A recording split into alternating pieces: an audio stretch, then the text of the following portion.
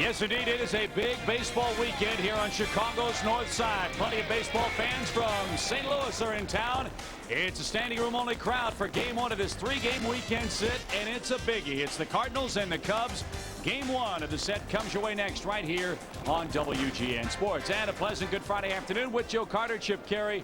Welcome back to Cubs baseball, and partner, this is what every player dreams about: an opportunity to move closer to first place, a chance to define your season against one of your arch rivals in the final series play between the teams this year. Well, Chip, when you talk about Cubs Cardinals, you talk about a heated rivalry, and right now the Cubs don't have to look at the scoreboard, doing the scoreboard watching, because the team they need to take care of right now is a team in the first base dugout, and that's the Cardinals. And right now the Cardinals just coming off losing the series to the Cincinnati Reds, but before that 11 in a row, so they're kind of hot and cold. I'm glad we catch them now rather than doing that 11-game winning streak. Hot and cold really sums up the Cubs the last 10 ball games, Joe. The pitching rotation is in a state of flux, and we've all talked at length about the offensive problems this Cub team has had. Well, Chip, this team is really built around pitching, and when the pitching goes, the ball club goes. But when the pitching goes out there and has a bad couple of weeks, it really shows how bad the hitting has been. And the hitting, you go out there, you score 16 runs one game, you come back, you score one run the next. So right now the Cubs looking for some consistency to go out there and score 4 or 5 runs a ball game. And Jason Beret certainly would love to be the recipient of that kind of an attack. Jason has not pitched well in his last 2 starts, but a guy that throws a lot of high fastballs ought to benefit today with the wind blowing in, you'd figure. Well, he's got to go out there and just challenge these guys with the high fastball, good overhand curve. The main thing is those strikes, get that Fosh pitch, and he'll be all right. And there are the 3 men that have really hurt Beret this year. Mark McGwire is not in the lineup for the Cardinals, and that certainly is good news. Today at the ballpark, not only are the Cardinals in town, it's Floppy Hat Day, and Jim Shengary, the regional marketing manager from AT&T Wireless and a lifelong Cub fan, threw out our ceremonial first pitch today with a little help from a young friend, and a nice job by the 2 of them. Big series, Joe. Still a lot of baseball to be played for both of these teams, no matter who plays well and who doesn't. But obviously, you can't afford a sweep. And for the Cubs, who had such high hopes for a very good homestand after losing 3 of 5 to Milwaukee, you've got to get healthy in a big hurry against St. Louis now. Well, you definitely do, Chip. And Milwaukee was one of those teams that always gives the Cubs fit, the way the style of ball that they play. But now you're talking about hated rivalry. The Cubs and the Cardinals, you don't look at the scoreboard because they're right here today, and the Cubs need to get on the winning track, and that man has to put them on his shoulders. Well, he's done it. Sosa has hit safely in his last 7 games, but he needs some offensive support, and Jason Beret needs to turn things around pretty quickly for the Cubs. He's dropped his last 2 decisions in a row. Cubs take the field. Let's take a peek first at the Cardinal lineup for their skipper, Tony La Russa. The Cardinals had an 11-game winning streak, as Joe mentioned, but have since dropped 3 of their last 4 and have Fernando Vina, a Cub killer, leading off at second base. Placido Polanco, back from a family tragedy, hits second at third base. J.D. Drew hits third and right. Since he's come back, the Cardinals have gone 17-7. Albert Pujols is at first base. Jim Edmonds in center field. Craig Paquette is in left. Edgar Renteria, the Cardinals shortstops, had a great second half. Mike Matheny, last year's Gold Glove winner, behind the plate, hits 8th. And Matt Morris will pitch and bat 9th. A look at the Cubs' Joy of Pepsi defensive lineup. Michael Tucker gets the start in center field, with Matt Stairs and Sammy Sosa flanking him. Around the horn, Fred McGriff, Eric Young, Ricky Gutierrez, and Bill Miller. Robert Machado is behind the plate. And Jason Beret, Joe, goes for win number 9 in this, his 25th start of the year. Well, like any pitcher, Jason Beret has to get ahead of the hitters, because one of his best pitch is that changeup he throws. He calls it a Fosh pitch, but if he can't throw it, if he cannot get ahead of the hitters, fastball, good breaking ball, 12-6 curveball, and with the wind blowing in, Chip, he's got to use the whole field, especially with guys like J.D. Drew, who come back off a disabled list, 2 home runs in Cincinnati. You got to find a way to neutralize them, but there's no McGwire in the lineup. Yeah, Mark McGwire with a tight hamstring, and with that great camera shot you saw, that really tells the story of what kind of day you expect it to be. Wind blowing in out of the northeast at 11 miles an hour, very comfortable, 75 degrees here in Chicago, and this sets up to be a great, exciting, fun weekend with our arch rivals to the southwest in town from St. Louis. Fernando Vina is ready to go. So is Jason Beret.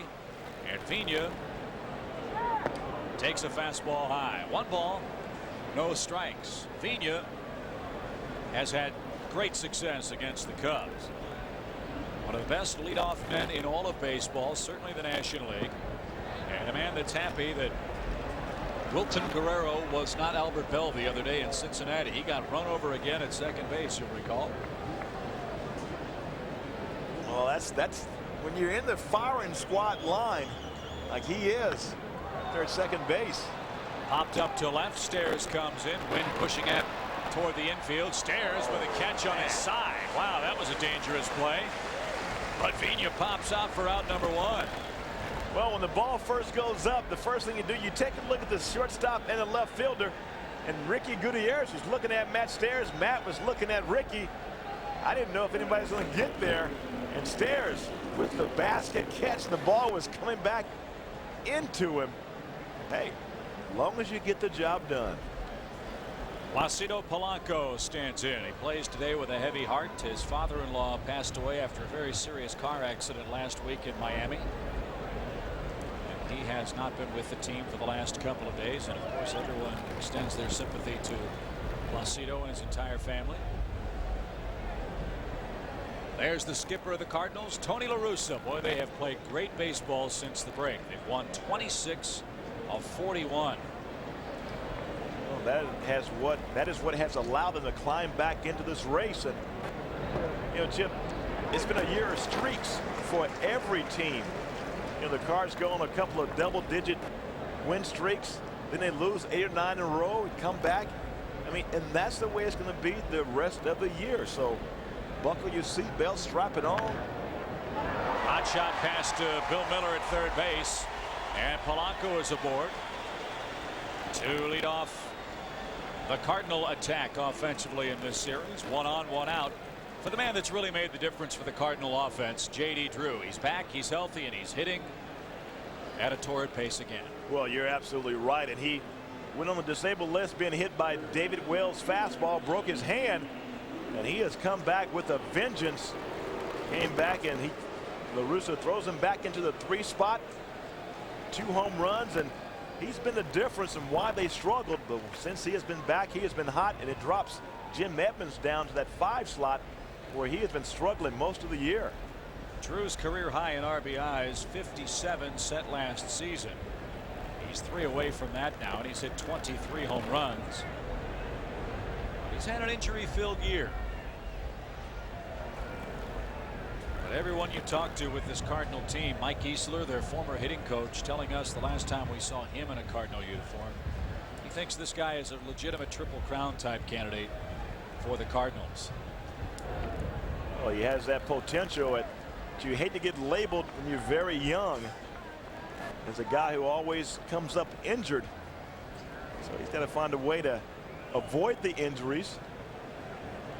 Go out there, play 158 to 160 ball games a year. Shed that label.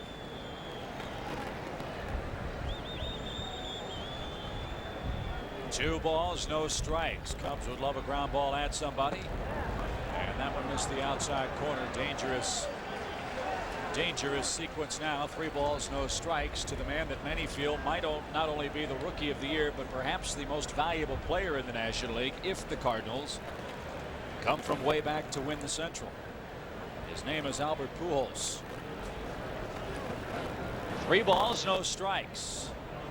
The runner doesn't go, and the pitch is in for a strike. Dana DeMuth, by the way, is our home plate umpire. Charlie Relaford, Kerwin Danley, and Greg Gibson round out the umpiring crew for the weekend. A lot of Cub fans praying for some offense. And a ground ball at somebody to retire the Cardinals. 3-1 to Drew. Missed outside, ball 4. Close pitch goes the hitter's way. And the inning set up now for Pujols with 30 home runs and 98 driven in. 2 on, 1 out. Well, we've seen so many games won and lost in the first inning. Right now, Jason Beret, after giving up a base hit to Placido Polanco, issues the base on balls to J.D. Drew, and this is when you find yourself in trouble. You get to that 4th and 5th hitter, and a guy like Albert Pujols, the guys on base, been very dangerous. 98 RBIs in the year, 30 round trippers. And by the way, hitting .332. Yeah, that's just a He is something. small note there. Downstairs to Pujols. He's got a bit of a gimpy ankle. Tony La Russa's played him in left field, right field, third base and first base, but with McGuire having that balky hamstring, he figures the path of least resistance is to put him over at first base, where he starts the opening game of the series. Murray with 2 men on, in some first inning trouble, 1 man out. Swing and a high towering fly ball to center. Tucker shielding his eyes, battles the wind, makes the play. It is going to be an adventure today. Again, the wind is a big story today. Well, when you fight the wind and you have to fight the sun, it's double trouble here. Fly balls here have always been an adventure. Michael Tucker, this ball is hit very high, and the ball is hit very high. It's going to blow back. We've seen 2 fly balls and 2 not so perfect catches, although they did get the job done, but not the way you would show it in a video of how to catch the fly ball. But the plays were made. That's a good sign. And here's Jim Edmonds. Edmonds hitting .278, 19 home runs. He's knocked in 72, but not nearly the dominating season for Edmonds this year that he had last year with the Cardinals. And that one right back to the screen. And one of the reasons why, Chip, because of that sore right shoulder. As much as Jim Edmonds dives for the ball, and every time he makes a great catch and dives, he comes up and winces in pain because the front shoulder bothers him quite a bit, and that's where all his power comes from.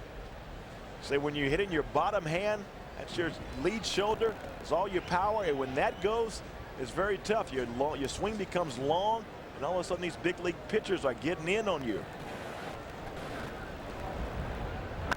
Line drive into the right field corner. He tomahawked that ball into right field. Polanco around third is going to score. Drew's going to round third. They'll wave him. No chance for a relay. Jim Edmonds with a double into the right field corner puts the Cardinals in front by 2. Well, you hear all the Card fans who made the trek from St. Louis. Having some mature about his Jim Edmonds. He rips a fastball, and this is right down the heart of the plate, belt high. Sore shoulder or not, you're going to crush that ball, and that's exactly what Edmonds did. 2-run, 2-out double, and the Cards strike first. So Jason Barre's first inning problems continue here this afternoon. Cardinals strike for 2, and here's Craig Paquette. Paquette has been a very valuable player, another guy that Tony La Russa can play in virtually any position, on the infield or in the outfield. And Paquette, to his credit, when he plays, he produces. He's knocked in 12 man in the last 15 games he's played. Well, the one thing that the skipper, Tony La Russa, likes to have, he likes to have versatility. You look at some of the guys he would manage. A guy by the name of Tony Phillips could play all infield positions, the outfield position, and now you got guys like Pujols, Paquette, Polanco. All these guys play all the outfield positions. They play everywhere, and that gives La Russa a chance to go out there and have this guy over here, have that guy over there, and not lose anything. And they added another nice piece in Miguel Cairo, who was let go by the Cubs, and he paid immediate dividends. Hit a 3-run homer, you'll recall, when we were on our last road trip. 3-run shot, 3-run pinch hit homer. The difference in the ball game. So Miguel coming back to bite the hand that once fed him. 2 strikes, 2 outs to Paquette, and that misses upstairs. Ball 1. Matt Morris opposing the Cubs offense today. He will take at least a 2-run lead into the bottom of the first on game 1 of the Cubs Cardinals weekend here in Chicago. Not too often that these teams play such meaningful games this late in the season. As Paquette pops that up, McGriff will battle the wind and the sun in foul ground. Makes the play, and that retires the side. 2 runs, 2 hits. Cardinals 2, Cubs coming up for the first time. It scored 2 runs or less in 41 of the 127 games played this year, has a 2-run deficit. As we come to the bottom of the first inning, here's a look at the Joy of Pepsi Cub attack with Eric Young, Bill Miller, and Sammy Sosa 1, 2, and 3 in the order. Fred McGriff made his debut with the Cubs against Matt Morris on a Sunday night game here in Chicago. Matt Stairs is in left, Ricky Gutierrez at short, Tucker, Machado, and Bure rounds out Don Baylor's lineup. Jim Edmonds, the villain so far, he's playing center field with Paquette and Drew. Polanco, Renteria, Vigna, and Pujols on the infield. Mike Matheny and Matt Morris. A very formidable battery as Morris tries to win for the 17th time against only 7 losses. Well, he's won his last 4 starts. Last outing against the Phillies, a 9-0 whitewashing of the Phillies, and went 7 innings. So he's looking for his first win here this season here at Wrigley. Earlier this year, Morris had a gem going. You remember? Oh, yes. As Young looks at strike 1. I believe that was the June 7th game where he had a no-hitter going, and the Cubs came back and won 4-3 in 10 innings. Went 7 2/3 innings. Cardinals had some trouble again. I believe it was a windy day, a day kind of like this one. They couldn't catch a couple of fly balls in the outfield, and the Cubs came back, and there's a good start. A rifle shot into right center field. Edmonds scoops it up and forces Young back to first after a bullet of a leadoff single. That's what you like to see. For Eric Young, last game, that 16-3 win over the Brewers, 4 for 6. But right here, this is when Eric stays in the ball. Watch how the bat stays in this hitting zone, drives in the right center field, and this is vintage Eric Young. And that's what the Cubs need, the igniter to get going, and he is swinging the bat well. So Bill Miller stands in now. Miller, you recall, was hurt in early May in St. Louis, and a native of the Gateway City, facing his hometown team again. Takes a quick strike, 0-1. You cannot overestimate how much the Cubs have missed Bill Miller in the lineup. With no disrespect to the job Ricky Gutierrez and Ron Coomer or Delino DeShields have done. And Miller got popped. Really hit hard. Couldn't get out of the way, and he is hurt. When he shows it, you know he took some punishment. 2 are on, none are out, and he is really in some agony. Well, wow. Matt Morris throws that hard 2-seam fastball, 4-seam fastball, and goes in the mid-90s. One thing about a La Russa managed team, they will pitch inside. I know from experience. Hopefully Bill's all right. He's trying to squeeze the hand of Sandy Crum, get some life back in that hand. Well, it looks like it got him on the right arm, that lead arm there, and whether it was the elbow or the forearm, all of a sudden you lose a little numbness, you lose a little feeling in it. And he's trying to get him to squeeze down, apply some pressure.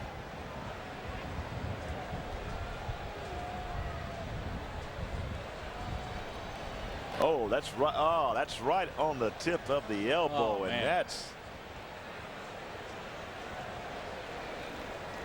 And if you ever have bumped your elbow. He's going to stay in. I saw a guy, pro basketball player, many fans in the Midwest will remember by the name of Scott Skiles, banged his elbow on a basketball floor, and the bursa sac in that elbow just got as big as a grapefruit. He couldn't straighten out his arm. Oh, he man. kept playing, but it was a real mess. And you could tell Miller is still feeling the pain over at first base. Well, you'd think a guy from Southwest Missouri State, Bill Miller, being from the state of Missouri, when he broke his kneecap, it was against the Cardinals. So hopefully it's nothing bad against the Cardinals, but right now the Cubs looking to jump back in with slamming Sammy Sosa. That's the target, number 50. 2 on, nobody out. Morris comes right back inside with strike 1. He is setting the tone, is he not? Well, you have to go out there and establish your fastball to get them out later on in the game with the pitch away. You have to make the big league hitters respect the inside pitch. Don't have them leaning out over the plate, and Matt Morris does that as well as anybody in baseball. Sosa digs in. Oh, man. That hung in his eyes, didn't it? Man, Sammy would love to have that one back. Oh, Sammy, you won't get a pitch like this. Look at this hanging breaking ball inside part of the plate. That ball had Budweiser all over it. So Sosa down 2 quick strikes. Look at those forearms. Runners lead. He's not going to swing at that ball. 1 ball. 2 strikes. Big Cub fan Carol Stein Sterling, chairman of United Services, threw out a ceremonial first pitch today. She's sitting in the Pepsi skybox with Grant DePorter of Harry Carey's restaurant. Hope they're enjoying this festive Friday. 1 ball, 2 strikes. 2-2. You know, Chip, as you look around Wrigley Field, a lot of red here, and you kind of wonder where all these tickets come from. It's red everywhere. It's a great rivalry. Yes, it is. It is the best.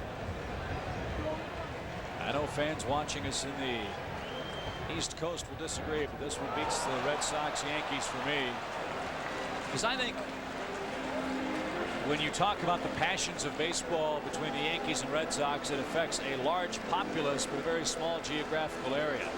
This rivalry inflames the passions of people from 9, 10, 12 different states. That's right, because everybody within this certain diameter, either you're a Cub fan or a Cardinal fan, you can't be both. Sammy's battled back to run the count full. Great showdown in the first. He got it. Chased a high fastball. It might have been ball 4. So Morris gets Sosa. 1 down for McGriff. Well, going into this season, Sammy was concerned about the high fastball, the high strike. And right here, Matt Morris, ball up in the zone from the southwest plain view. See Sammy not able to get on top of it. Ball almost by him before he swung. So a good pitch. But and a pitch too close to take. Oh, yeah, you can't take that pitch. You got to put it in play. It was just that Sammy would like to have that breaking ball, that 0-1 breaking ball, back. McGriff has not had many RBI chances for the Cubs.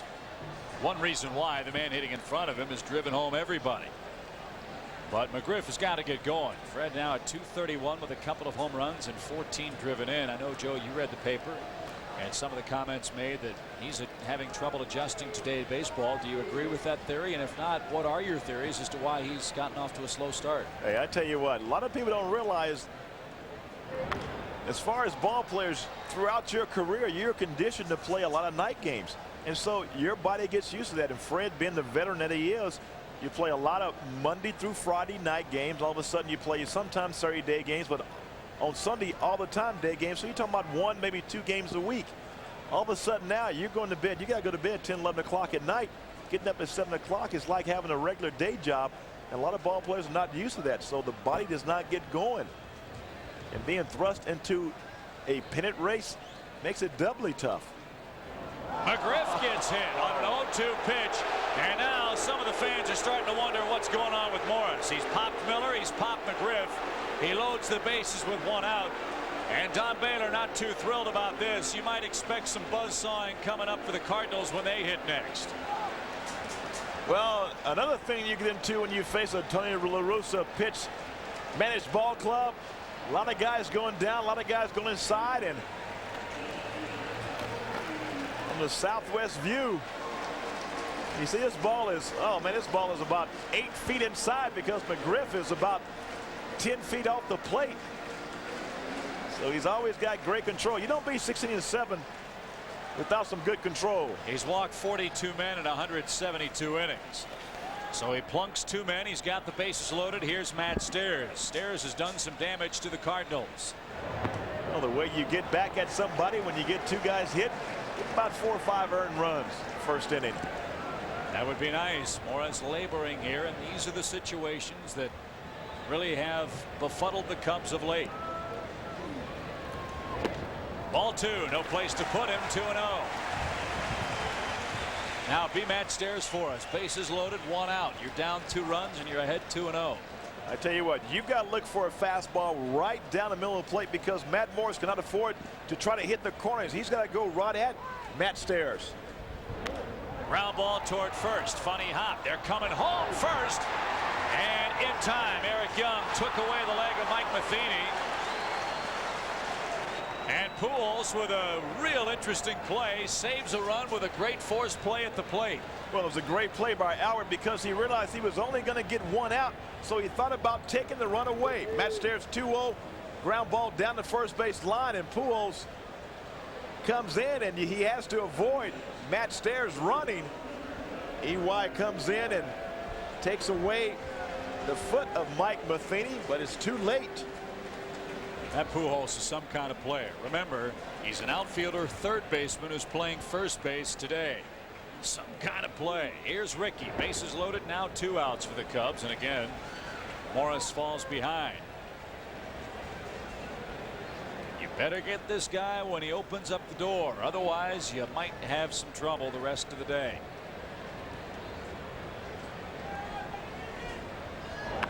Back up the middle off Morris's glove, and the Cubs are going to score a run.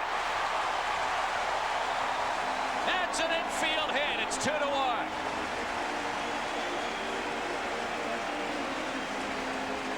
Well, time and time this year, Ricky Gutierrez has found a way to get that run in with 2 outs. He has done a tremendous job right here at ball up the middle when Matt Morris deflects it. Had he not deflected it, would have been right to Fernando Vina, would have been out of the inning. But a break for the Cubs. Now let's capitalize and score some more. Bill Miller going back into the Cubs trainer's room. We'll see if he can continue. Here's Tucker. Michael Tucker has really hit Cardinal pitching very well this year. Tucker at .292, most of that coming while with the Cincinnati Reds. But Chip, with the bases loaded, you can look. You want to see a very good rally here. Keep Matt Morris in the stretch. Get about 3 or 4 hits. Keep the pressure on with guys on base. That's how you put together those big rallies, and it's something the Cubs have not been able to do in quite some time. Well, does it look to you like he's really getting wrapped up in the moment? I mean, he's trying to throw the ball right through Matheny, it looks like to me. Well, that's when you can get a pitcher because he's trying to do too much, overthrowing him. When you overthrow, you miss your spots. Oh, and that was a very high strike. And Michael Tucker can't believe it. Oh, this looks more like a 3-0 fastball. That's up around the elbows. That's why Sammy wisely swung at that earlier pitch that struck him out. That one right down the middle, and Tucker, to his credit, didn't argue, just turned around and said to DeMuth, "Is that where you're going to call it?" He said yeah. So the hitters for both sides have been forewarned now. Bases loaded, 1 in. 2-2 count to Tucker. Off-speed pitch, just missed. Oh, did Morris want that? So now the merry-go-round will begin with 2 outs and the bases full. Now from the southwest plain view on the outside corner, and Morris running that pitch, didn't get it. 3-2, runners go, and it's rifled back into the seats.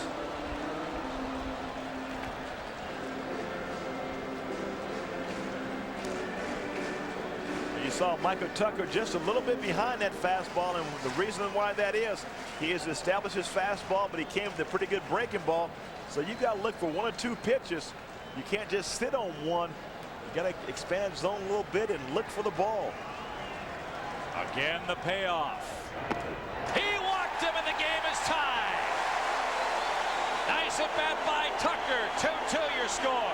And both men that Morris hit have come in to score for the Cubs.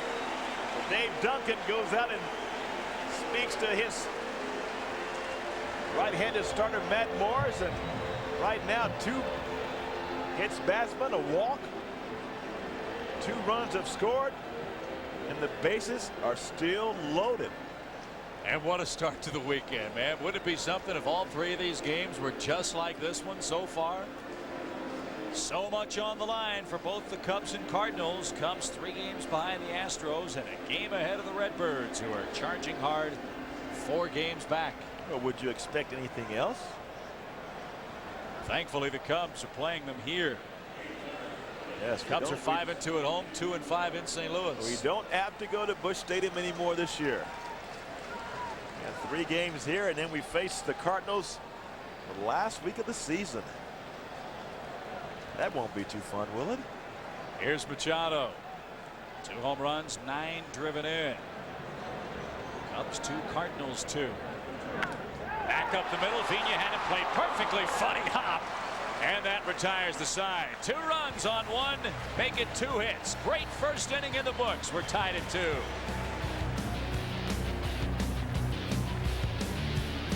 Right elbow, and you can already see maybe a little bit of swelling in that right arm of his as Matt Morris hit him with a pitch. Well, the thing is, that arm would definitely swell up later in the game. They got the sleeve on, trying to keep some pressure on the elbow so it doesn't swell up, but it will swell up and stiffen up later in the ball game. So, I mean, Bill Miller, he's a gamer, and he doesn't like getting hit right now, especially against the Cardinals. So let me ask you this. 2 Cubs got hit. Does a Cardinal get hit? As we head to the 2nd inning, we'll find out, as will Edgar Renteria, who leads things off. Apparently not. Strike 1 to the Cardinals shortstop. In a game like this, there's always spots of retaliation and places where you pick your spot, and you don't want to go out there and do it immediately, but something will happen. It probably will. But right now, let's get a comfortable lead. Renteria has been great since the All-Star break. Boy, you remember him beforehand. He was looking lost for the Cardinals. They were talking about perhaps trading him away. But he has turned his second half around, hitting .311 the second half, and he's been a big surprise to them right now. And Chip, I want to correct something. I said we had played the Cardinals and the Astros the last week of the season, but it's the Pirates and the Astros. So all you all looking for tickets for the Cardinals series, it won't be here. This is it. Better get him for tomorrow or for Sunday. Renteria couldn't check his swing. Well, this is what Jason loves to do when he gets ahead of the count, throws that Fosh pitch. Renteria not able to check his swing on that particular pitch. And it's oh so important, the first pitch.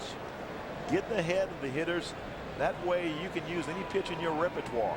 Mike Matheny takes a ball outside. Well, we want to thank George and Patty Lucas, the wonderful proprietors of the Cubby Bear restaurant and bar across the street.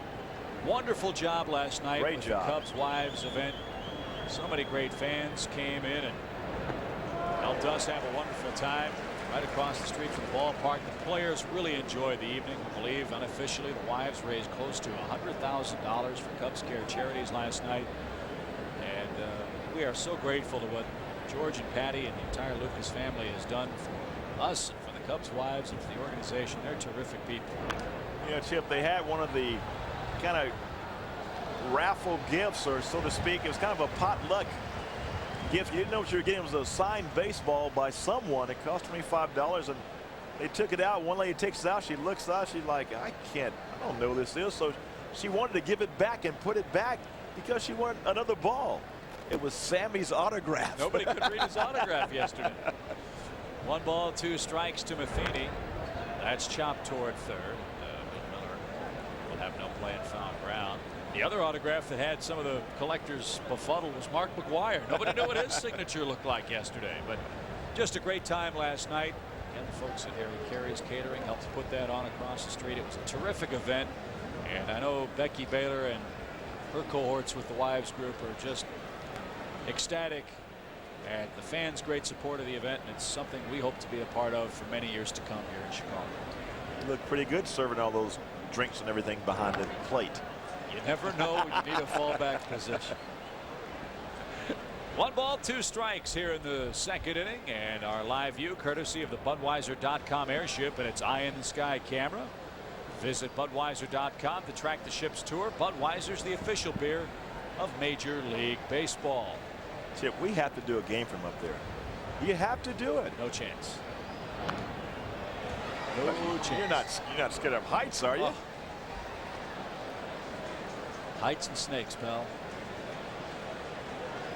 Get a bird's eye view of what it's like to be up there. I got an answer to that. If the good Lord meant us to be in an airship, he'd given us wings or propellers.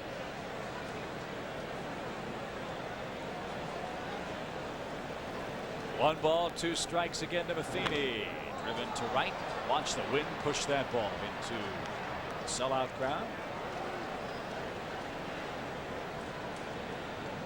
Today might be a day too, partner. The wind blowing as it is, if you catch a line drive right, might come this way today. So look alive to my right. You know what? You told me I would have a baseball by now, Chip. I never said that. You said that I would be sure and get one this year. I mean, it's almost September, and we haven't even had one come in the booth. Because they're all going that way. Driven in the air to right center field. Michael Tucker calls Sammy off. Looking a little more comfortable as Tucker. That first inning was an adventure for everybody. Now to me, here's where it gets interesting. Here's Morris, the man that threw the two pitches that hit McGriff and Miller.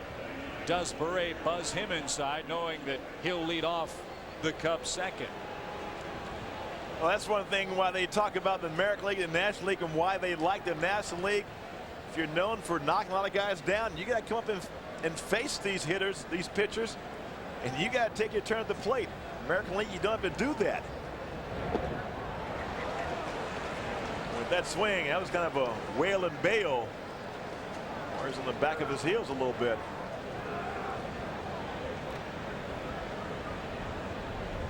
One strike to Morris. Tried to bunt. It's back to the screen.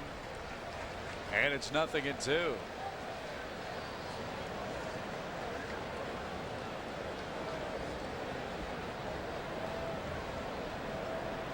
See Morris kind of ducking a little bit.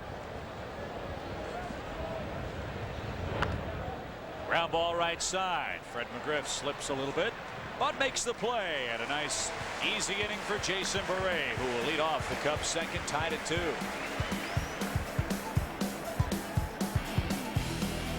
Columbus and Don Baylor checking out Bill Miller, who will try to continue today.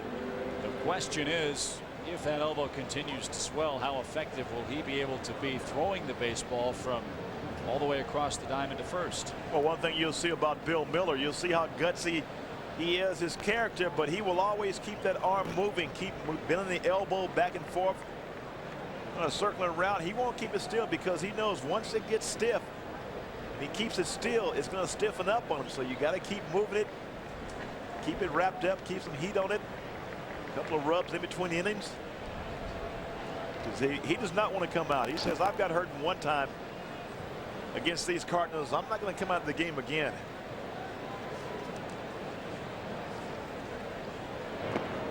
Murray takes a strike.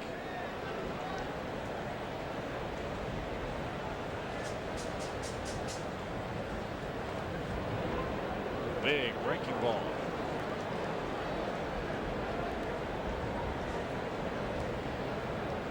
Look at the Cubs Walk of Fame outside Wrigley. Boy, this place was packed before the ball game. Cub fan, Cardinal fans giving each other some good-natured grief before the start of this series. And that's what I really like about it too. We were talking earlier. You go to New York, you go to Boston. Sometimes those rivalries get downright nasty. It's a personal. Very civil war, if you will. Right. You have your little war, but it's all left on the playing field in the stands. It's not about fights and throwing things, but like you say, you go to Boston, New York, you got to be looking out. Look at that beautiful view as Eric Young stands in. Let's pause for station identification. This is WGN Superstation.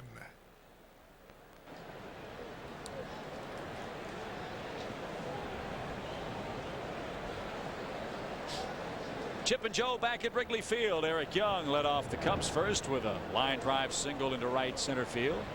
And look at how shallowly the Cardinal outfielders are playing with the wind blowing in. You can see where normal position is just by looking at where Drew is in right. See that scratched up patch about 10 steps to his right behind him? That's where Sammy stands. But with the wind blowing in as it is. Right there, you definitely want to play to the elements, and right now with the wind blowing in, you cheat in about 4 or 5 steps. That's what J.D. Drew has done in right field, knowing that Eric Young will come that way. He's not going to hit the ball in the ballpark that way. So you take away a little bloop single, but it could also come back and hurt you. You get a hold of one, and Eric Young can run for days.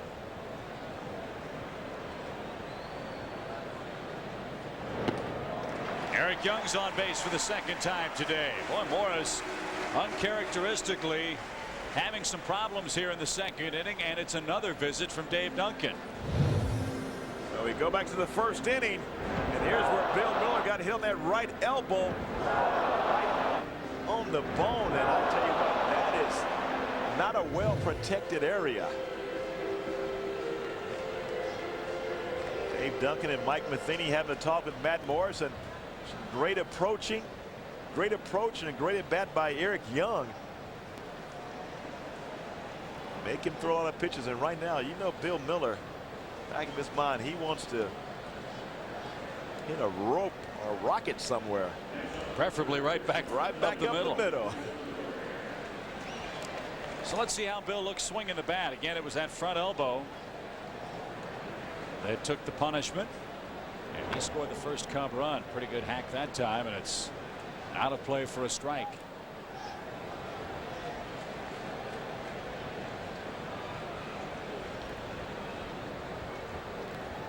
"35 games left, including today's affair." It's getting down to that time of the year. Again, if someone had said to you going into spring training August 24th, the Cubs are within 3 games of first place, would you take it? I think everybody in this town, after a 95 and 97 loss season back-to-back, would have said absolutely. No doubt about it. Would not have even had to think about it before they got the words out. They would have took it. So this is the part where it's great to be here, but now we want a little bit more.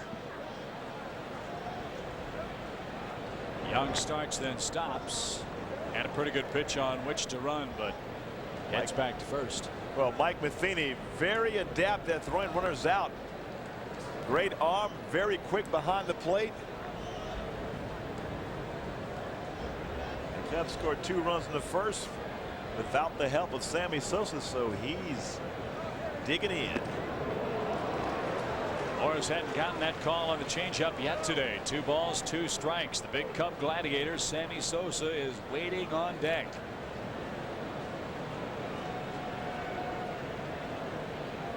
No Mark McGwire as far as regular duty today. I imagine he is available to pinch hit. He has struggled with a hamstring problem. And talking with Barry Weinberg, the Cardinal trainer, before this game. A lot of Cardinals nursing some injuries. That turf in Cincinnati made him a little bit sore. Well, you know, Mark can take about 3 days off, make sure he's healthy, and get back in a couple of more days. Somehow I don't think that's Tell you what an awesome ball player. Wow. 2 balls, 2 strikes. Runner is going. The pitch lined out of play, and we'll do it again.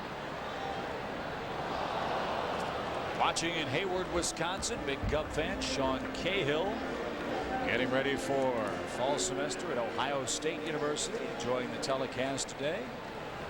And there is our email address, cubstv@chicagosports.com. Big weekend of baseball. We'll have today's game and Sunday here on WGN. Tomorrow, Joe Buck and Tim McCarver will have the regional telecast for the Fox Television Network.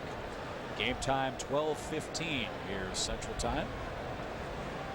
Then following an off day Monday, we'll welcome the Marlins in. Tuesday night at 7:05. Wednesday a time change. That's a 6:05 start to accommodate ESPN. And then Thursday a 1:20 game to wrap up the home August schedule. And don't forget, Sunday, Kenny Holtzman will be at Wrigley Field. First time in a decade and a half that Ken Holtzman comes back to the friendly confines. So that'll be a special treat. Can't wait to see him. Talk about the good old days with the Cubs. 2 balls, 2 strikes to Bill Miller. Nothing happening. Pitch out, 3-2 now. So let's be Don Baylor here. Wow, well, you talk about having the guts to throw a pitch out 2-2. You've hit 2 batters, you've walked 2, and La Russa, they call a pitch out, so they felt they had the signs. Young EY should be going. Isn't. Miller lines it down the right field line, but I think he hooked it. He did. Ooh, that's how you get back at someone. Hit the ball hard. Great at bat by Miller. And another instance of how the Cubs missed him at the top of the order. Now, if you take a look, stays behind the ball pretty good here, and he turns on it. He's not feeling. His top hand comes off a little bit, but that's usually the way that Bill hits. Fighting the ball off, like I say. And he's foul line to foul line, isn't he? That's what makes him so tough. Well, you know, this is helping him because it's keeping that arm loose. That elbow loose. The more you swing, the looser it's going to get, and it won't swell up as much. But when that wrap comes off and you have idle time, it will puff up pretty quickly. So Bill keeps swinging. Makes Mr. Morris throw a few more pitches. He's closing in on 50. Runner goes this time, and that one's nowhere near. Boy, he's missing inside very badly today. And Morris, who came in with 42 walks in 171 innings, has 3 walks in 1 inning and 1/3 today. Well, I go back to the 2-2 pitch, Chip. When your pitcher is struggling, you don't want to call a pitch out late in the count. Matheny and the pitch outside, and now you force him to throw a strike. Bill Miller with a great at bat, and now slamming Sammy at the plate once again with first and second. Struck out on a high fastball. Morris got away with a hanging breaking ball. Young's going to try to steal third, and he's going to make it. Morris never paid attention to him, and Eric Young steals his 24th base of the year. Well, that was easy picking. That was easy picking, and third base is a lot easier to steal than second base because no one's holding you on. And right there, Matt Morris is thinking about one thing: Sammy Sosa. He don't want Sammy to beat him. He's not paying attention. And Eric Young, great job, great jump. So a fly ball could put the Cubs in front. And this is an example where Cubs are starting to do a lot of the little things that got them into first place in this division. Getting guys on, getting them over. Not necessarily with a gap or a big home run ball, but just good, solid, fundamental baseball. Well, sometimes it takes playing your noted rivalry to get you up, get you pumped up and going. That's off Sosa's foot. 2 balls and a strike.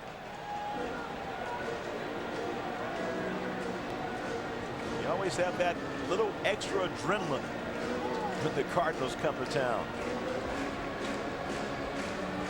And really, you're saying, this is our home turf. You don't come into our house, especially with all the red shirts out in the audience.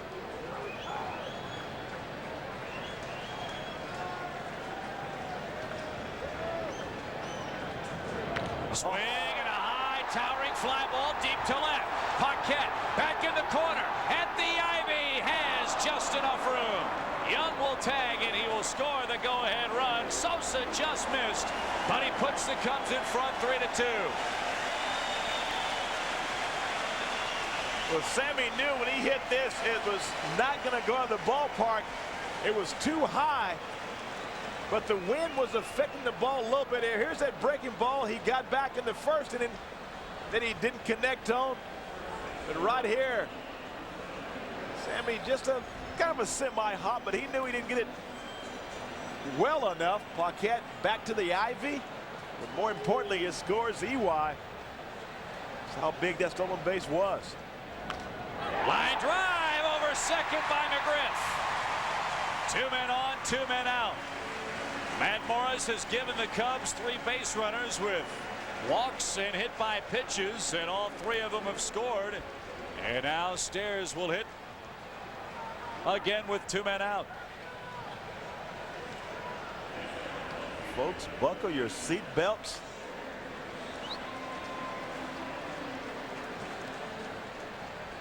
Put the trade table up and get ready to take off. 3-2 ball game in favor of the Cubs now. And that one catches the corner to Stairs. It reached on the forced play at the plate. Great play by Pujols to throw to Matheny to nail Eric Young in the Cubs first. Popped up on the infield. Who wants it? It'll be Edgar Renteria at the second base bag. And the Cubs take the lead on a Sosa sac fly. We're through 2. Cubs 3, Cardinals 2. Cubs by a run. And no, the wind is not blowing out. It's blowing in. 3-2 Cubs have the lead. To the top of the Cardinal order we go in this 3rd inning. That means Vina, Polanco, and J.D. Drew. Matt Morris really laboring with his command. He's walked 3, he's hit 2, and given up 3 hits in the start for St. Louis today.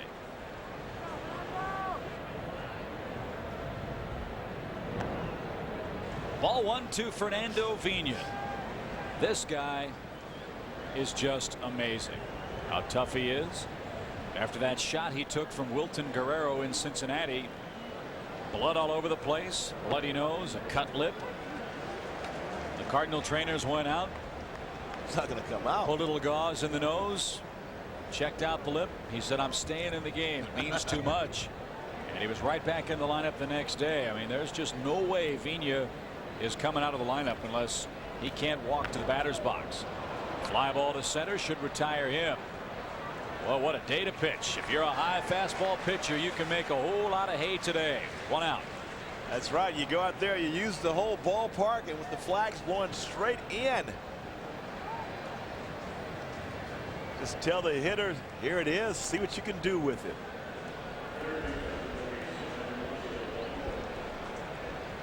Game 2, of course, tomorrow afternoon. John Lieber against Woody Williams. There is a chance of some rain here in Chicago. But hopefully game 2 will get in uninterrupted. As Polanco stands in, he singled and scored the first Cardinal run. Redbirds got 2 in the first. Lieber has since set down 5 consecutive hitters.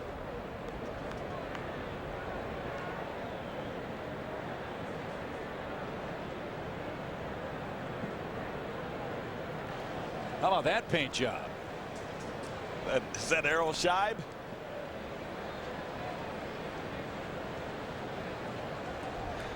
Jim, I think you should go ahead and get painted up. Sure hope that's not blue nair. 2-0 from Beret. That's in there. 2 balls and a strike. Yeah. Well, she's got a lot to work with. Yeah, with those 3 guys, I would send out an SOS too.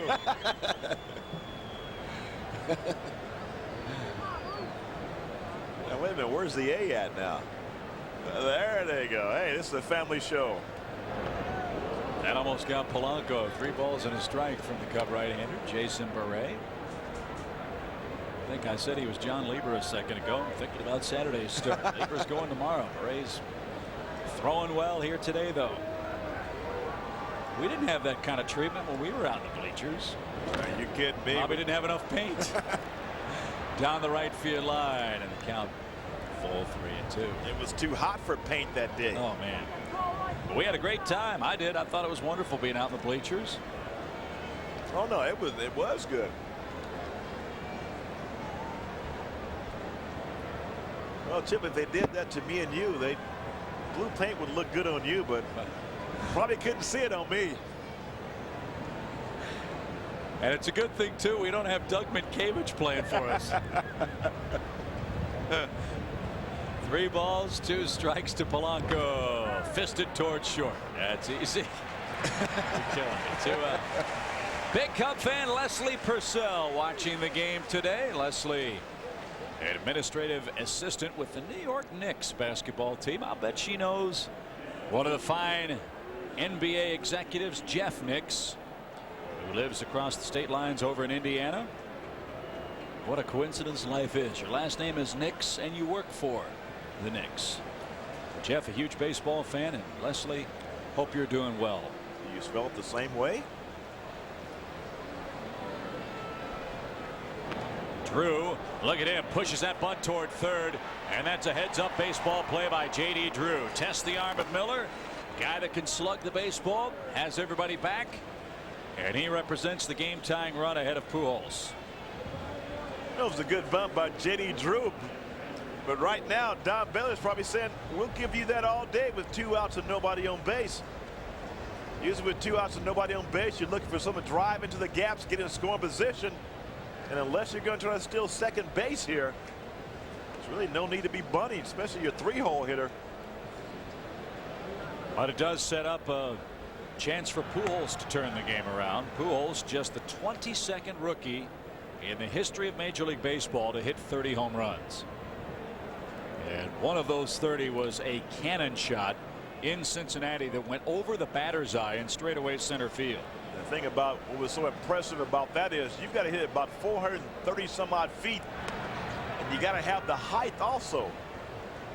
Anybody's ever hit a baseball, to hit it that far, it's got to be, it's usually coming down rather than going up, but Hills was going up. Very impressive. Rookie of the year? I think so.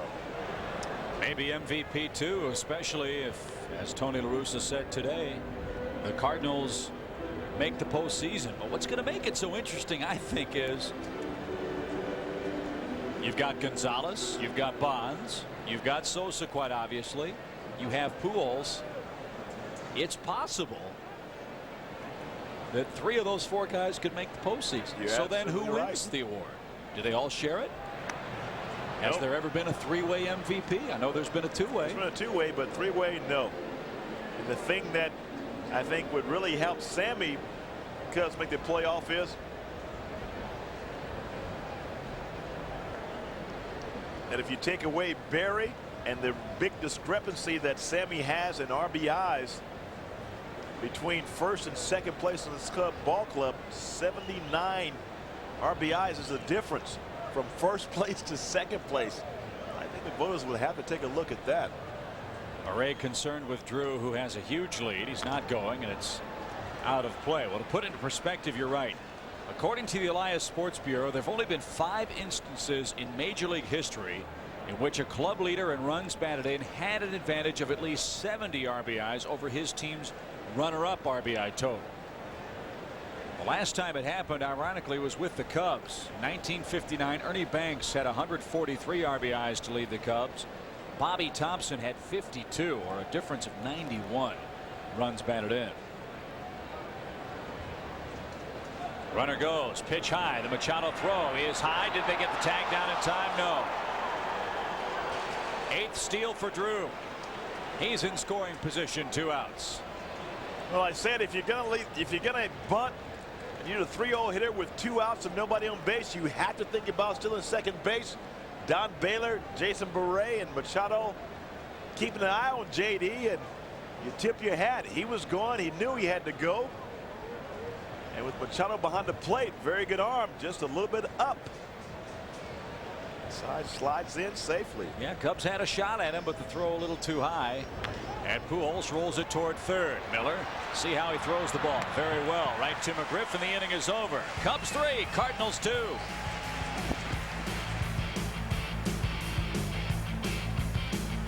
We'll get you a lot of money, huh? You bet. We should do more games out there. If that's what it takes, we'll take it. Cubs 3, Cardinals 2. Home half of the 3rd inning. Ricky Gutierrez, Michael Tucker, and Robert Machado facing Matt Morris, who really has struggled at Wrigley Field. 11 earned runs now in 13 innings this season at the friendly confines. Chop toward third. That's a fair ball. Polanco, good play, good throw. 1 out.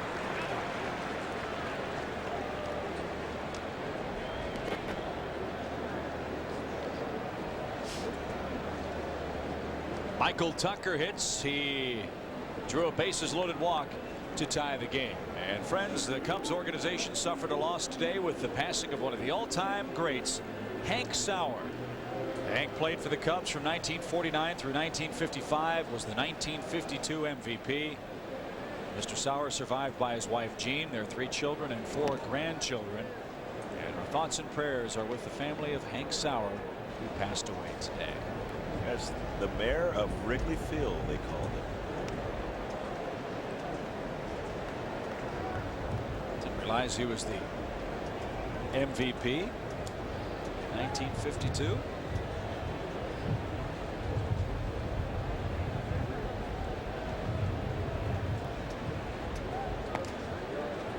Ball 3 to Michael Tucker.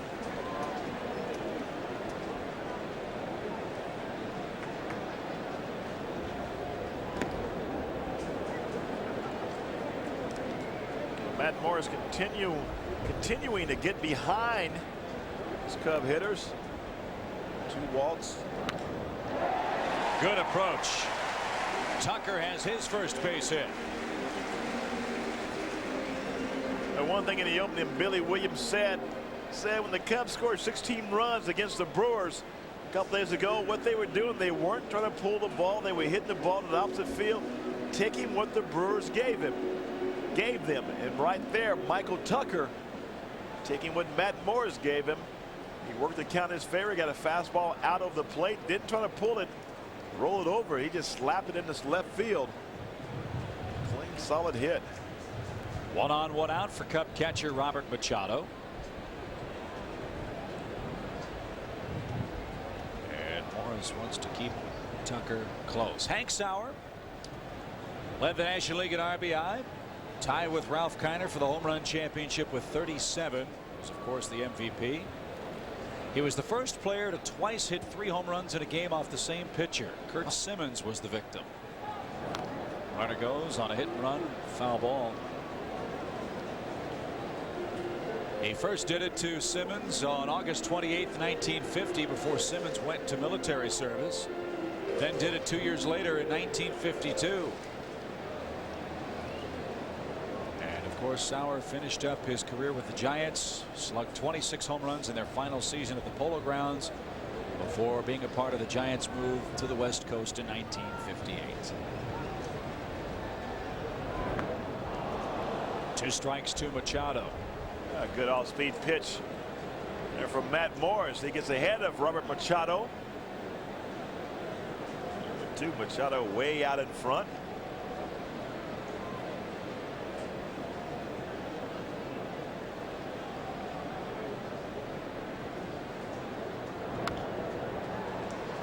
Robert stays alive.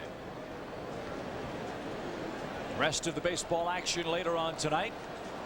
Houston has to go to Pittsburgh, and despite playing the Pirates very tough at Enron Field a week and a half or so ago, Pittsburgh's given Houston trouble this year. Those teams, you have to, I mean, they're very scary because you don't know what's going to happen. And when you get into September, when you have the September call-ups and teams are out of the race, they will at times play a lot of guys you don't know about. And so that could be very tough, and that's when you have to rely on your scouting system to let you know about all the guys they call up. And we'll be facing those Pirates last week of the season. Yeah, they beat Randy Johnson last night. But what a performance by the big unit. Randy Johnson now with 303 strikeouts on the year. Well, he was almost as good as the little unit, Danny Almonte, the Little League World Series. Randy Johnson, the first major league player with 300 strikeouts in 4 consecutive years. Machado couldn't get the off-speed pitch. Best one of the day for Morris. 2 men out here in the 3rd inning. Well, Matt Morris pulling the string here. Good breaking ball here in the dirt. See Machado out on the front foot, all unbalanced. You get on that front foot like that, everything goes.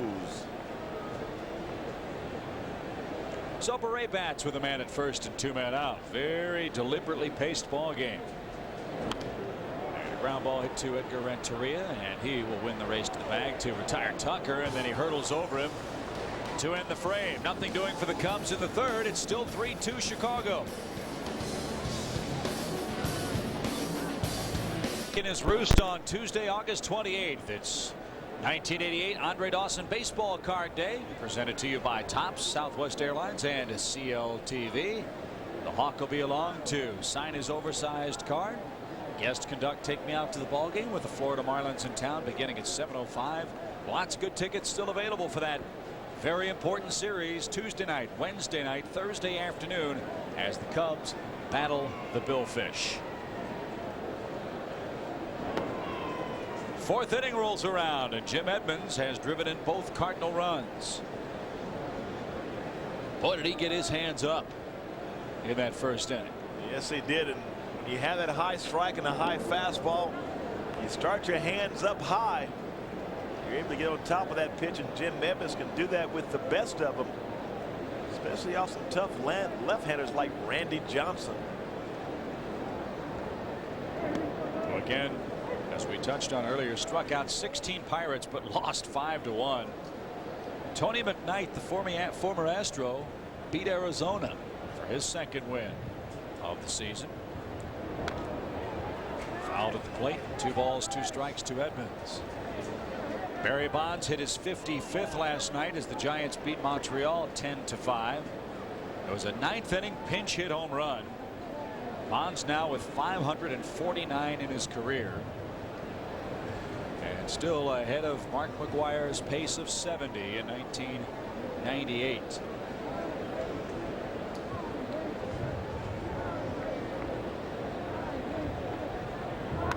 Swing and a high towering fly ball to right. Sosa back toward the well is going to have room. Thank you, Mother Nature. 1 out.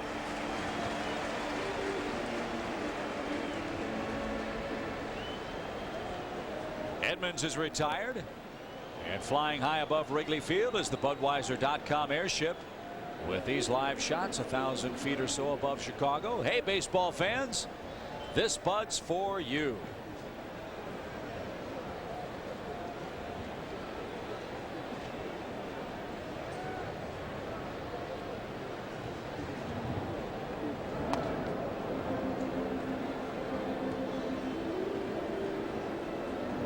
Here's Paquette.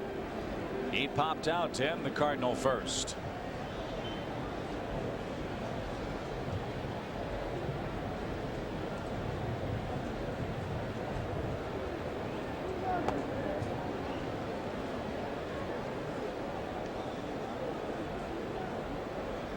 Wonder who that fan's rooting for. Well, what side of the fence he's going to be on. What do they say? Birds of a feather flock together. That's right. He's by himself. That's it. Must have been a wrong turn in Albuquerque. 2 balls and a strike to Craig Paquette.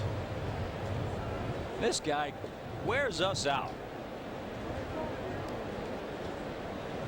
He's a good ball player.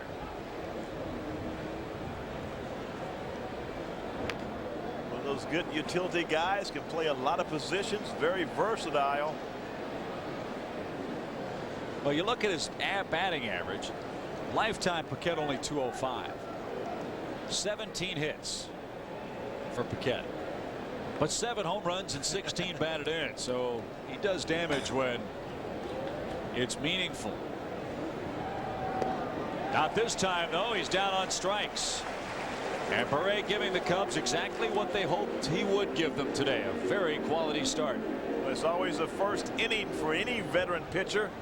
You got to get to him if you're going to get to him. And Jason has settled down here.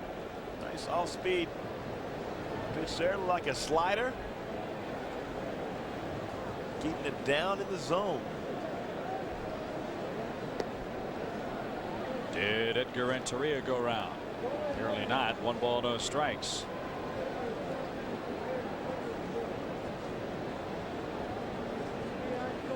A lot of fans wonder if and when Rondell White will be coming back to the Cubs. I think the honest answer is your guess is as good as ours. He's still not really able to get stretched out and stay 100% over the course of a game. The Cubs don't want to risk having him blow out. That groin's still very sore. Don Baylor was saying yesterday that he figures it's going to be sore all year long. It's just a question of how much pain Rondell can take at this point, and what serious risk there would be if you sent him out there on an everyday basis. Right now, those risks are too great. Well, and you're absolutely right. You don't want to go out there and ruin someone's career and have him be out not only this year, but probably maybe next year also, just to get him out there and get some playing time. Don't put him out there unless he's 100%, because he would not be helping the ball club.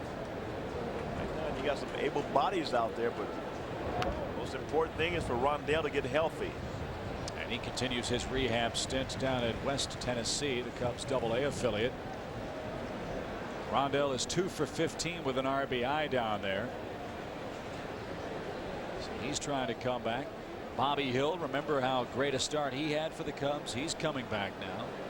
He had a couple of RBIs and went 1 for 3. Cubs really think he's got a chance to be a terrific player. And a good inside out swing by Renteria, bloops it into the Cardinal bullpen, and he will be in scoring position with 2 outs. You talk about a great piece of hitting. Edgar Renteria takes the ball. It's off the plate inside. I mean, watch where this pitch is here. Breaking ball inside. He backs up and hits this ball here inside out. Blips over Fred McGriff's head, and he's in second base in scoring position. You just got to tip your hat right there. A hitter hits that type of pitch. That was a great location from Jason Beret. Mike Matheny fly to center. 1 on 2 outs, tying run in scoring position for the Cardinals here in the 4th. 1-0 your count.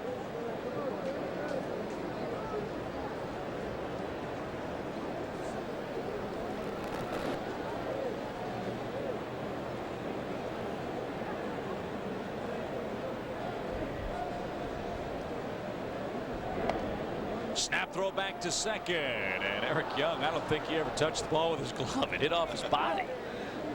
That's how hard the ball was coming in. Chado trying to get if Edgar Renteria can roam too far, and you know what, Chip, you're absolutely right. That did not hit the glove. It hit him in the knee and bounced back. So the Cubs wisely will decide to pitch around Matheny and take their chances with Matt Morris. 2 men on and 2 men out. Second walk of the day by Beret. His first intentional pass. Morris hits for the second time. Want to send out best wishes for a speedy recovery for Jerry Barnett in Cootersport, Pennsylvania. Jerry's son Matt is a promo producer at WGN, does a lot of great work for us, and he sends his best wishes to his dad, as do we. Jerry Barnett watching us in the Keystone State today. Where was that city at? Cootersport, C-O-U-D-E-R-S-P-O-R-T. I hope that's how you pronounce it. Cootersport. That's the first time I've heard that name. Don't know that one at all.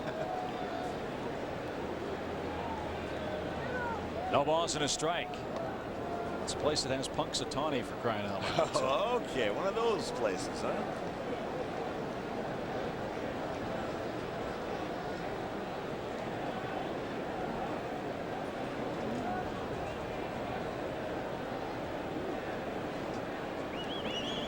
Cubs pitch around the number 8 hitter to get to Matt Morris. Protecting a 1-run lead of 3-2 in this 4th inning. Paints the corner nicely. 1 ball, 2 strikes. Cubs will have the top of their order coming up. In the bottom half of this inning, that'll mean Young, Miller, and Sammy Sosa. And a wild day for Morris. For a man that has very good control, he has displayed very little of that in the first 3 times around. Of the 3 guys, he hit 2 and walked 1, or he's walked 2 and hit 2, and 3 of those runs have come across the score. So it's the free base on balls and the hits batsman. done him in, and the Cubs taking advantage. Barre's got him set up. 1 ball, 2 strikes. Good live fastball, but he missed with it. Don't want to face Vina with the bases loaded. There's the key Cardinal on deck hitter in the 4th.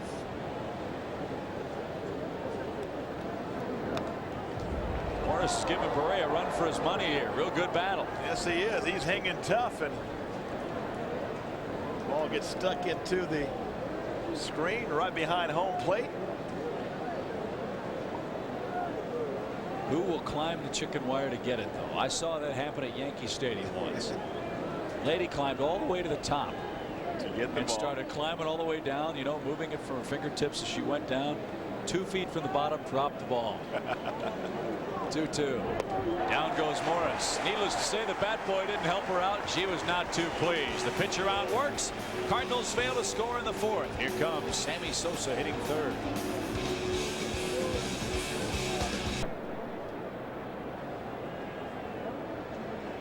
We found the person who can get the ball out of the chicken wire. Hey, not a bad act. Now, did the ushers come over and give the kid a reward for his hard work? Let's see. Yeah, all right. That's a great way to start the weekend. And the Cubs off to a good start here today. Standing room only crowd at Wrigley Field. Every seat is sold. And that cotton candy, look at that. It's not that cold out. What kind of cotton candy do you like? The pink kind or the blue kind? I never did like cotton candy. There's something wrong with you. If you don't like cotton candy, you're not American, man.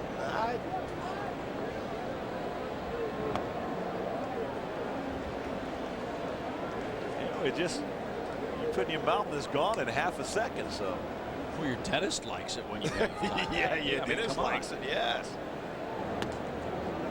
Now, if you talk about some ribs, we can get some ribs in there. It always comes around to Kansas City barbecue. Well, I mean, come on.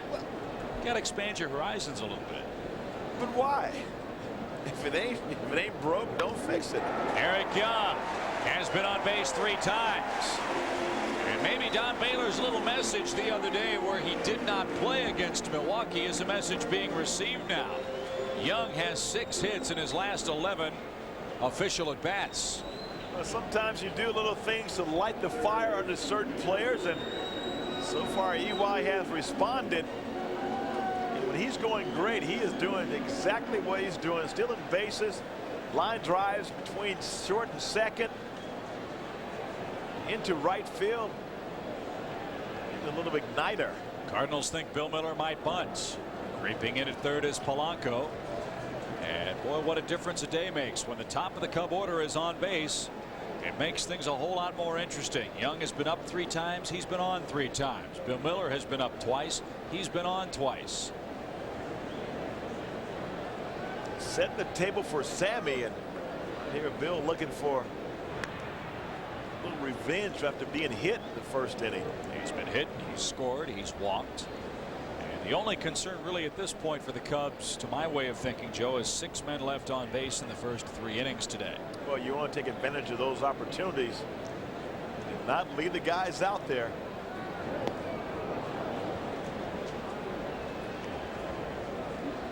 Strike 1 to Miller.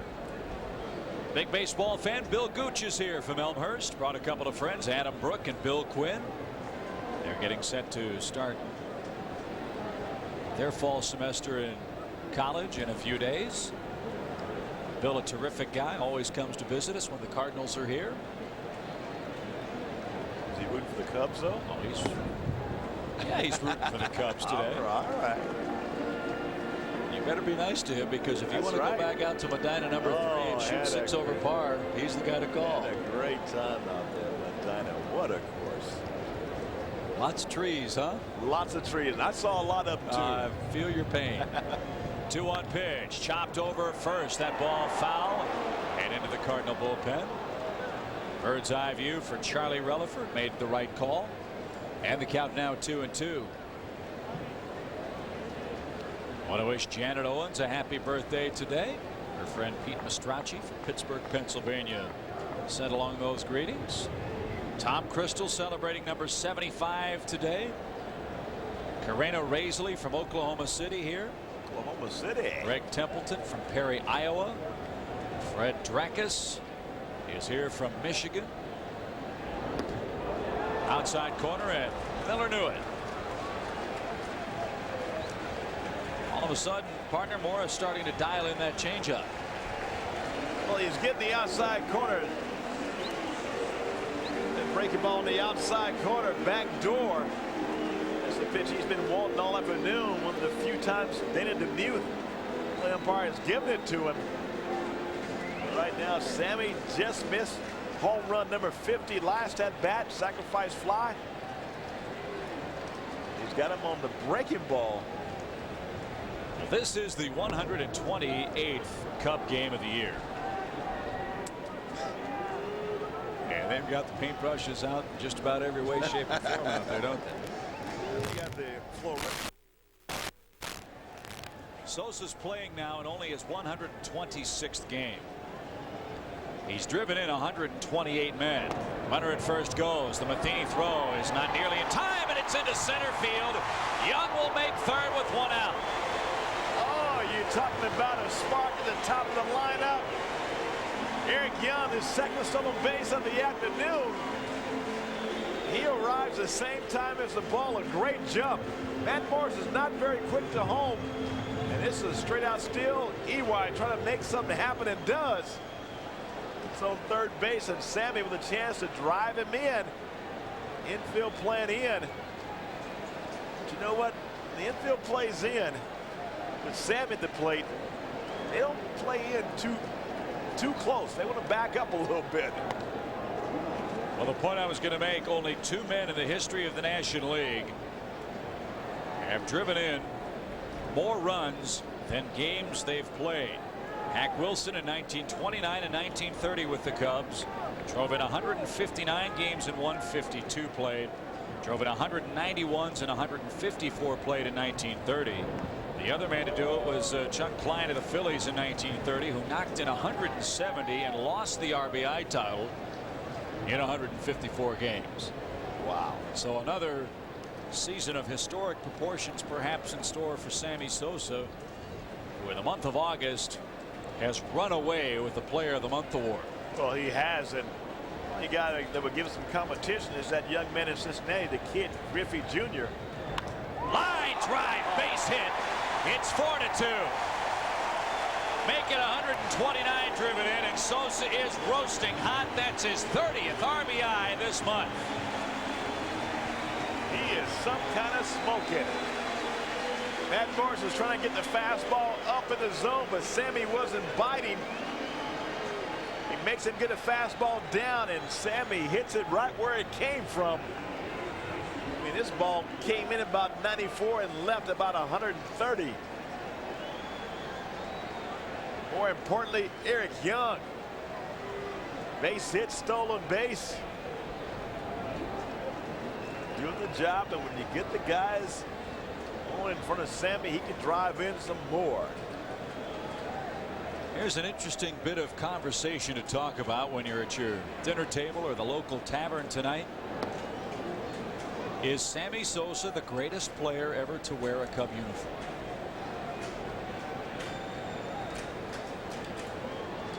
Well, that's going to be tough. I mean, he's up there in the top 2 or 3. You talk about a Hall of Famer Billy Williams and Ernie Banks. Hack Wilson. There's a lot of them, but you could go on and on and on and on. I mean, What a great argument, though. And on and on. Camp Anson. How about the coach, Ron Santo?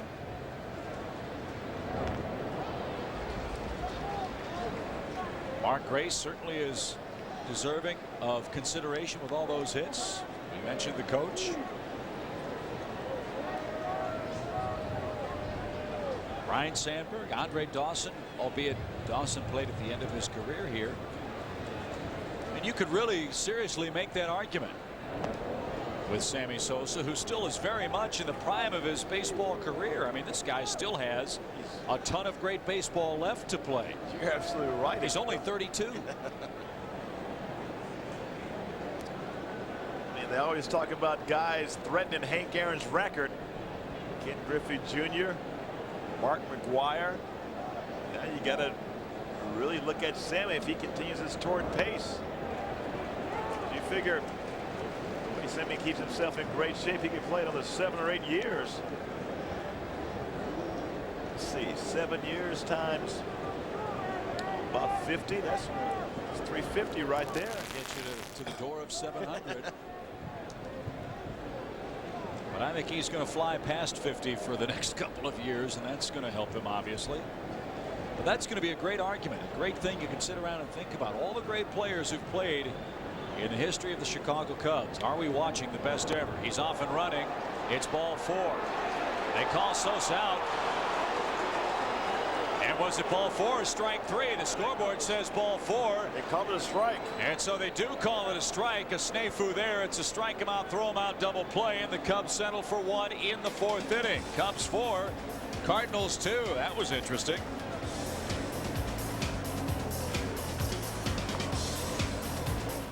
Pretty physical series so far. Edgar Renteria takes a shot from Sammy Sosa. With Sammy sliding in, that pop-up slide as McGriff takes a call, 3rd strike. The left hand catches Renteria in the face, right in the mouth. And with that force, that's a pretty good open hand punch there. So a little payback, incidentally. Remember earlier this year, Edgar Renteria got Ricky Gutierrez in the forehead and forced him to miss a couple of days with a real bad headache. So Vigna's up now in this 5th inning. Cubs have extended their lead to 4-2. And the key to beating the Cardinals for me is keeping this guy out of your hair. Well, get him out, you've got a good chance. He's a notorious pest for any pitcher. He's not going to strike out that much. Going to put the ball in play. Not too much power, but he makes up for it in heart. Hard to believe so many teams did not know what they had in the form of Fernando Vigna. He's bounced around quite a bit, especially in his younger days. Vigna began his career with the Mets organization. Mariners had him as a Rule 5 pick, couldn't keep him on the roster. Then he went to Milwaukee, where the Brewers weren't able to pay him. So then the Brewers sent him to their division rivals, the Cardinals, for Juan Acevedo and a couple of minor league players to be named later. Vigna has been the prototypical leadoff man the Cardinals have been missing for so many years. He had a great year last year, hitting .300 with a .380 on base percentage. Well, he has done everything that Tony La Russa has asked of him.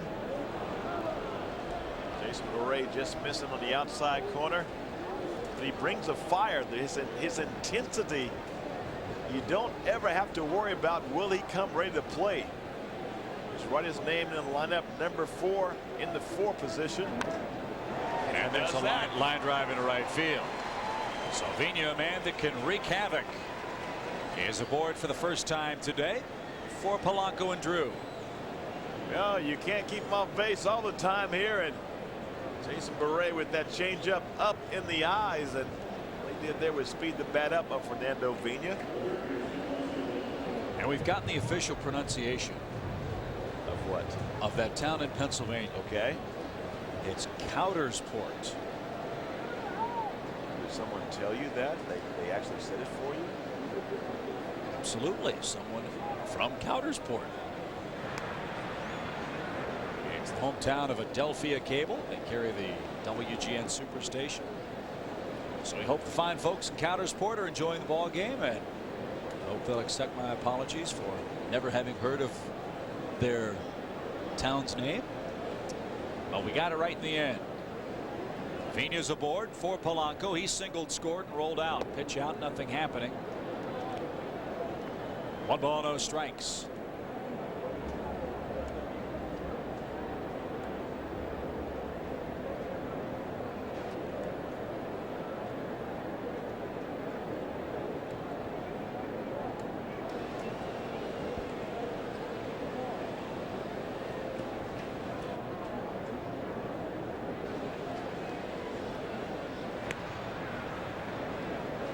Boston Red Sox fans are feeling a little bit giddy these days. They're 4 games behind the Yankees, 2 games out of the wild card in the American League. But it appears Pedro Martinez is coming back Sunday. He'll face the Texas Rangers. Boston sure needs him. Runner goes. Pitch blooped into right. Sosa comes charging. He's coming. Can't get it. It skips past him. And that's trouble. Vina's going to gallop around third. He's going to try to score, and he will. It's a bloop double for Polanco. And the Cardinals draw to within a run. They have a man in scoring position and nobody out. It was an all-out effort by Sammy Sosa. The hit and run on. La Russa puts the hit and run on. Bloops it in front of Sammy. Sammy dives. Can't keep the ball in front of him. And once that happened, you know Vina was coming around. Off and running, taking a look back, and Polanco just dumps it in there. Sammy still made his close at the plate. The Cards, they keep coming back.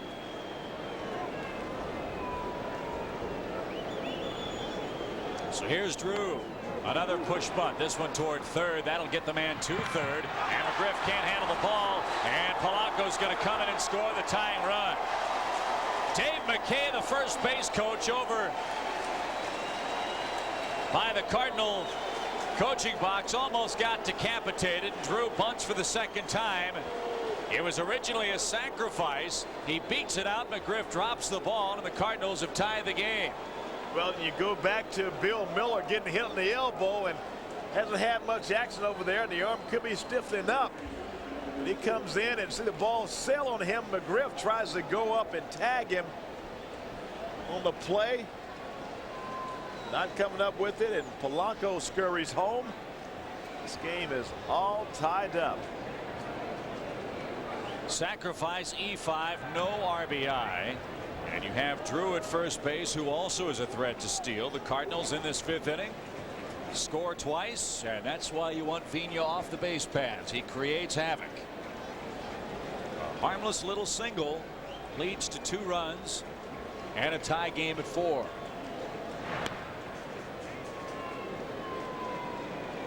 Well, when you're struggling to score as the Cubs are, you cannot afford to give good teams extra outs. That is so true, and J.D. Drew giving himself up for the team, getting Polanco over to third base, and he does it even one step better. Polanco comes home on the air from Bill Miller. This is what, when you get down to the last month of the season, the last 5 weeks, you have to forget about your average, your individual statistics. You go out there and you play the game the way it's been dictated to play. You look at the scenario, second base, nobody out. You do whatever it takes to get the guy in scoring position at third base, move him over. Regardless of what you're hitting, how you're hitting, do your job, and that's what wins ball games, because it shows the unselfishness of a ball club. 1 strike to the Cardinal RBI leader, Albert Pujols, who has 98 of them. He's hitless today.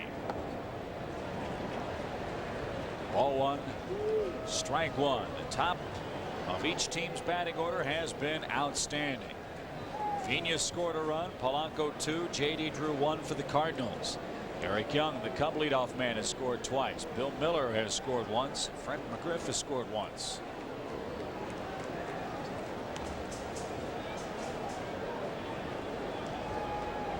Cardinals led it 2-0 in the first. Cubs came back with 2 themselves, then took a 3-2 lead after 2. A 4-2 lead after 4. The Cardinals have tied the game with nobody out in this 5th. Runner going. Pitch cut on and missed. Machado's throw is not in time. Young dropped the ball. And Drew, I think, would have beaten it anyway. The tag applied as he was sliding by. Well, J.D. Drew with tremendous speed. That's why he's one of the top collegiate players coming out of college. Said didn't get really a great jump, but the throws up the first base side of the bag and in the line, and EY has to catch the ball in the path of a sliding drill. If he holds on, I take it back. he would have been out. You're right. He would have been out, but EY couldn't hold on to the baseball. So a man in scoring position. 1-2 count for Pujols. You know, Chip, that's one of the toughest plays for a second baseman, is to stay on the bag and catch the throw as they is on the first base side, because you have the runner coming into you. If you go into the runner, I've seen so many guys get that arm in the way. You do some serious damage, break a forearm, a bad wrist. 1-2. Chopped toward the Cub dugout and into the second row. Right now, Jason Beret is standing inside on the corners, outside the corners to Albert Pujols, and he's not getting any good, making good contact, but he's standing live. This young man loves to hit with 2 strikes. He's not afraid to strike out. He cannot be afraid to hit with 2 strikes.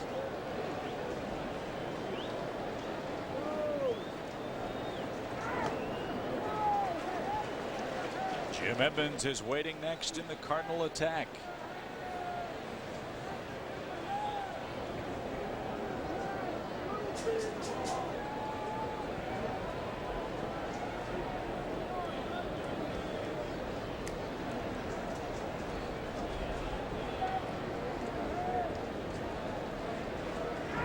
In the dirt, 3 balls, 2 strikes.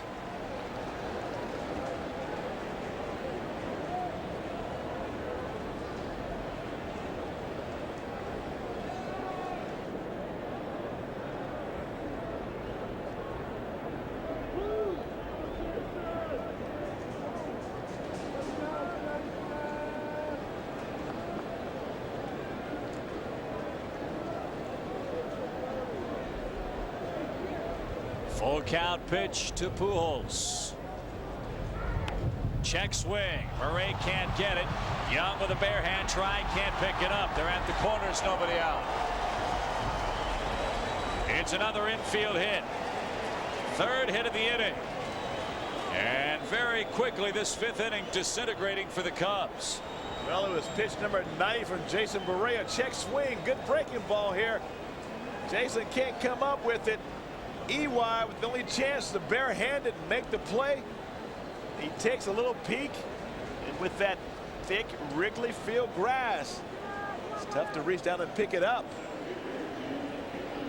And you saw the reaction in that Cardinal dugout. They feel like they can drop the hammer right here. They've scored twice. There's still nobody out. You've got Edmonds up. He doubled home 2 in the St. Louis 1st inning.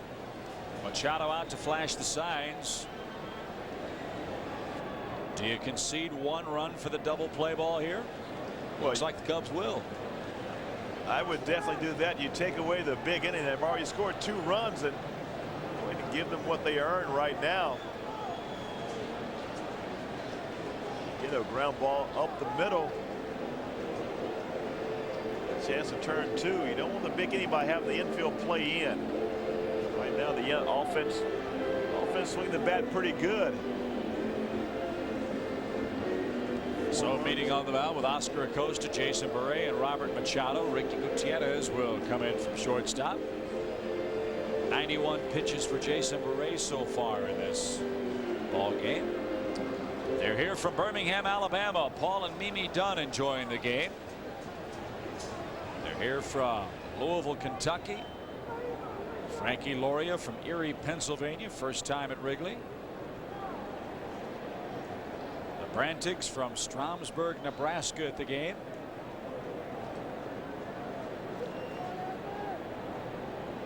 And a huge Cub fan, Jack the Goose Givens, watching from his palatial home in Windermere, Florida today. After a grueling day of golf, I'm sure. Golf and probably shoot some 3-pointers out there in the backyard. Banking them off the side of the backboard. Here's Edmonds. Ball 1 from Beret. No activity in the Cub bullpen, with Paquette waiting on deck.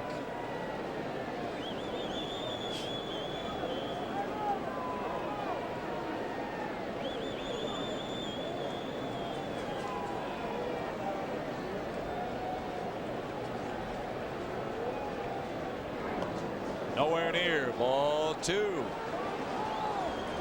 Well, Jason Beret, a little bit like Matt Morris early on, who was struggling with finding the command in the strike zone, and now 2-0. You got to be very careful. Who will draw the first bullpen assignment today? Good hitter's pitch for a real good hitter. 2 balls, no strikes. Oh man, 2-1. Well, Jim Evans does not get cheated as David Weathers, the new David Weathers. Yeah, changed numbers. Changed his number from 41 to 49. Hey, blame somebody, blame the number. And Felix went from 49 to 94.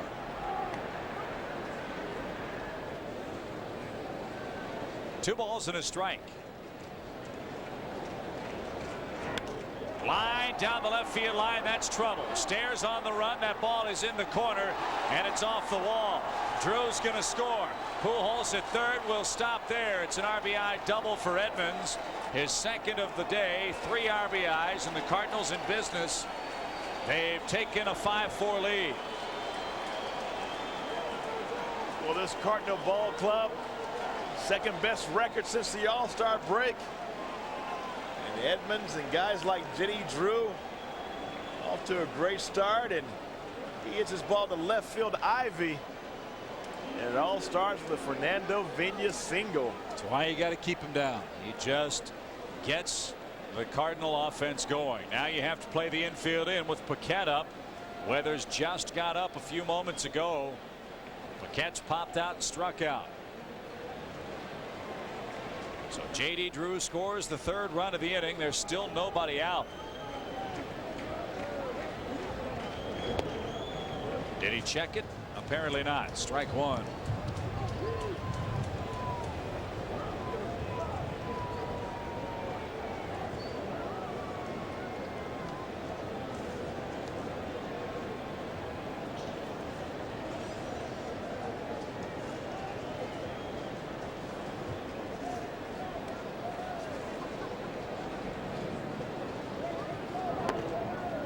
Ball 1 high. 4 hits in the inning. 3 runs have scored. An error hasn't helped. A dropped ball on a stolen base attempt. All add up to a Cardinal 5-4 lead. 1-1 pitch. Chopped, fouled at third. And Paquette's down 1 ball, 2 strikes. So Matt Morris, who really labored through 4 innings, now has been given a 1-run lead. And the best seat in the house today is inside the Budweiser.com airship flying high overhead today's game. Budweiser's the official beer of Major League Baseball.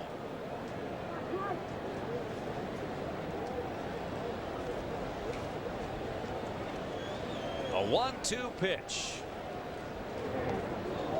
Fosh missed inside. 2-2.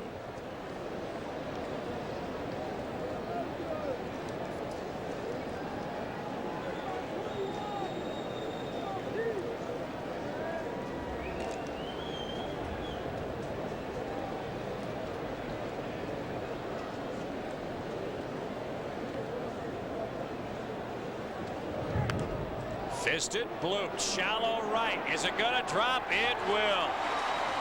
Boy, they're finding every hole. Paquette drives home Pujols. Well, Chip, with the infield playing in, you can't guard against this. This ball was just lobbed over the second baseman's head. I mean, it's a great pitch by Jason Beret.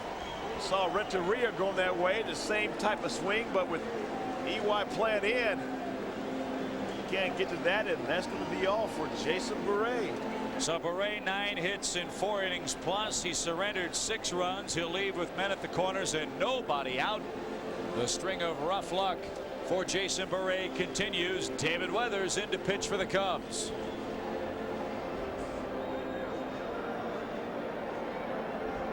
Oh, Big Mac, no problem for the Cardinals. 4 runs here in this 5th inning. They've turned around a 4-2 deficit. St. Louis with 4 runs on 5 hits. And now David Weathers comes in to try to restore some order, and hopefully a new number will mean new luck for him. He has had his share of problems since coming over from the Brewers. Well, one of the reasons why they got David Weathers had a very good ERA in the low 2s since he has come over to Cubbies. The 6.39 ERA, so Weathers looking to change his luck. And right now, Cubs middle infielders are playing back, hoping to get 2. We're traded a 1 run for 2. Yeah, playing the infield in hasn't worked out too well for us. It hasn't. So Renteria in the box, still nobody out, and eternally long inning. Renteria has struck out and he has doubled. So we'll see if this Cub offense can muster a rally beginning in the 5th inning.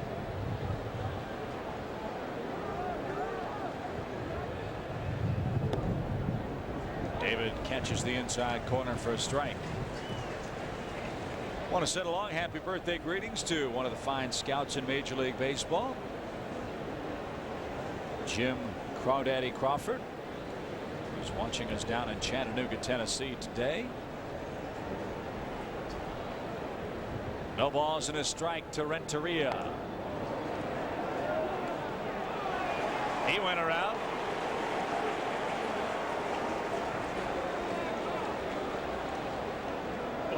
Looking like a pretty good fastball from David Weathers. Rutherford, the first base umpire, saying that Edgar went too far.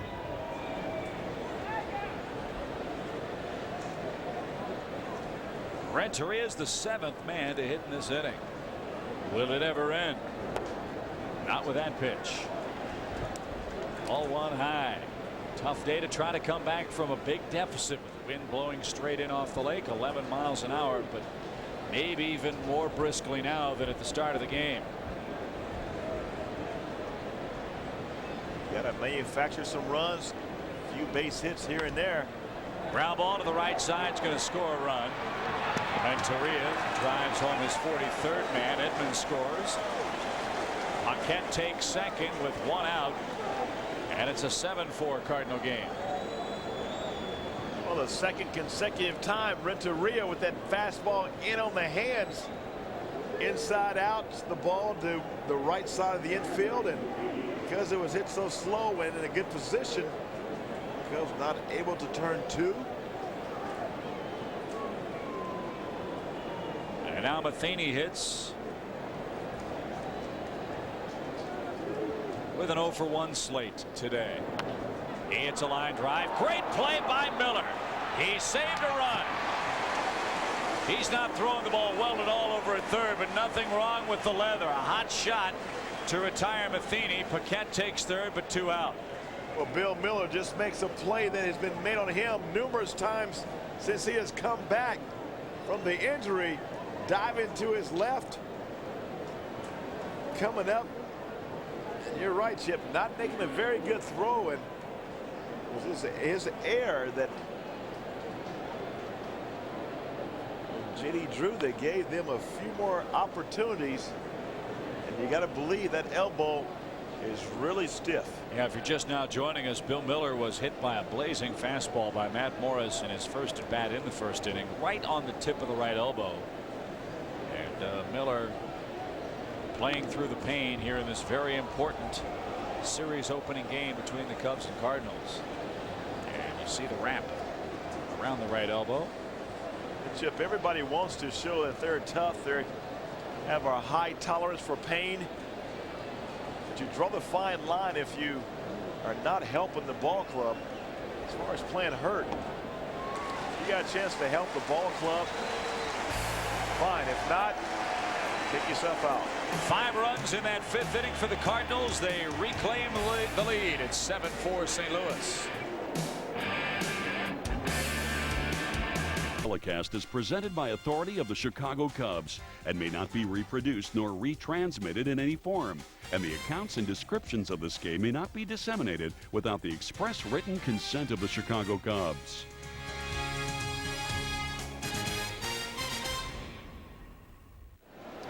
Cardinals by 3 as we head to the home half of the 5th inning. Very deliberately played ball game.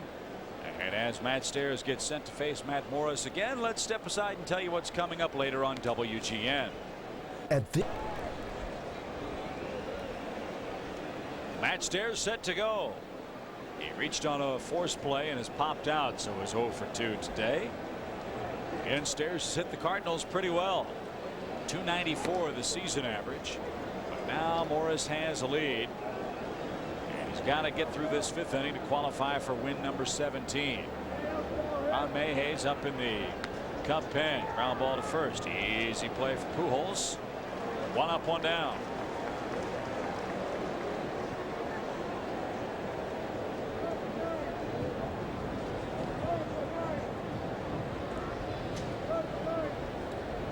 Well, right here, you want the Cubs to go out there and get right back in this ball game. Some pressure. Pressure's been coming from the top of the order with Eric Young and Bill Miller. Fly with 2 stolen bases and 2 for 2. Right now the Cubs have put up a 5 spot down. The Cardinals put up a 5 spot. Come back and take away some of that momentum. Oh, what the Cardinals did in that 5th inning is something partner the Cubs have struggled to do this year. Is have a big inning, stringing hits back to back. Well, usually when the Cubs have the big innings, it's usually a Sammy Sosa home run, and you get 2 or 3 hits an inning. And time the Cardinals with 5 hits.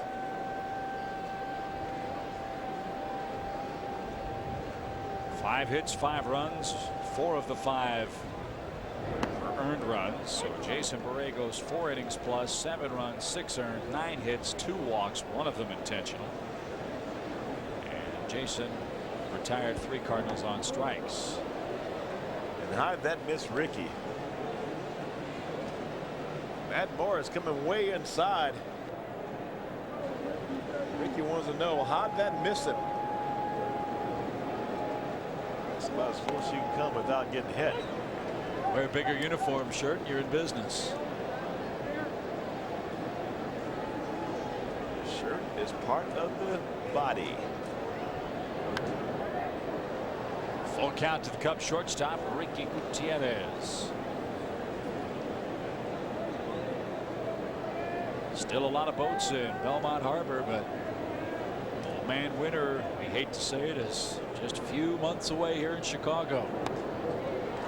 1 out walk issued by Morris. Boy, that's surprising. I can't remember a game where Morris has walked this many guys. That's 4 already in the game.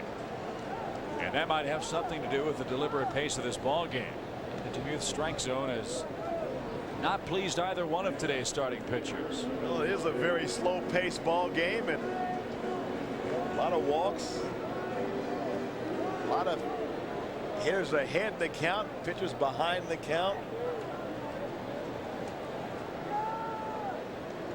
Michael Tucker's been up twice. He's been on twice. Bases loaded walk tied the game in the first.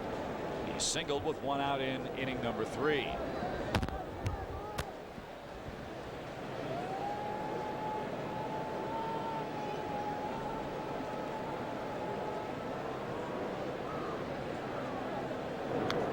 Good cut, foul straight back. A ball and a strike. Mike Timlin loosened up, but be careful. Be careful down there, Mike. Last time Mike was in town, loosened up down there, got ready to stretch and blew a knee out. Tucker, it's a high fly ball to center. Jim Edmonds with his back toward the infield has room. Back to first goes Gutierrez. 2 men out. That's the ball you don't want to hit on the afternoon like today. High fly ball, letting that wind keep it in the ballpark. Especially when you got a Gold Glover out there in Jim Edmonds.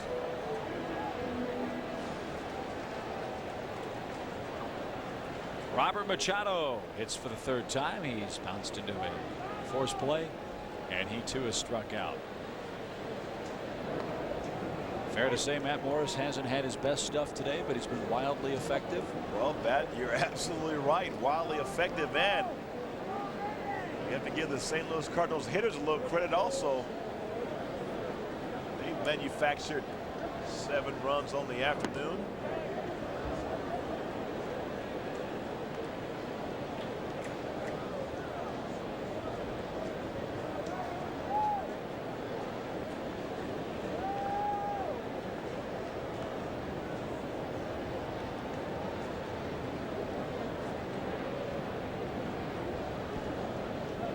One ball, one strike. Look at that pitch drop over the very generous outside corner. 1-2. A good breaking ball by Matt Morris, and Dubuque gives him the call out there. And unfortunately, Cubs fans have had to wear those kinds of hats a lot. Cubs have lost 14 of 22 in August, and Matt Morris trying to do the same here to the Cubs today. Pena will lead off the Cardinals' 6th.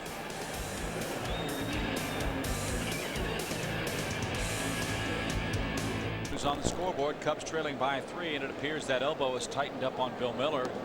He leaves the ball game for the Cubs, and Ron Mayhay pitching for the 3rd time will face Vina, Polanco, and Drew here in the St. Louis 6th.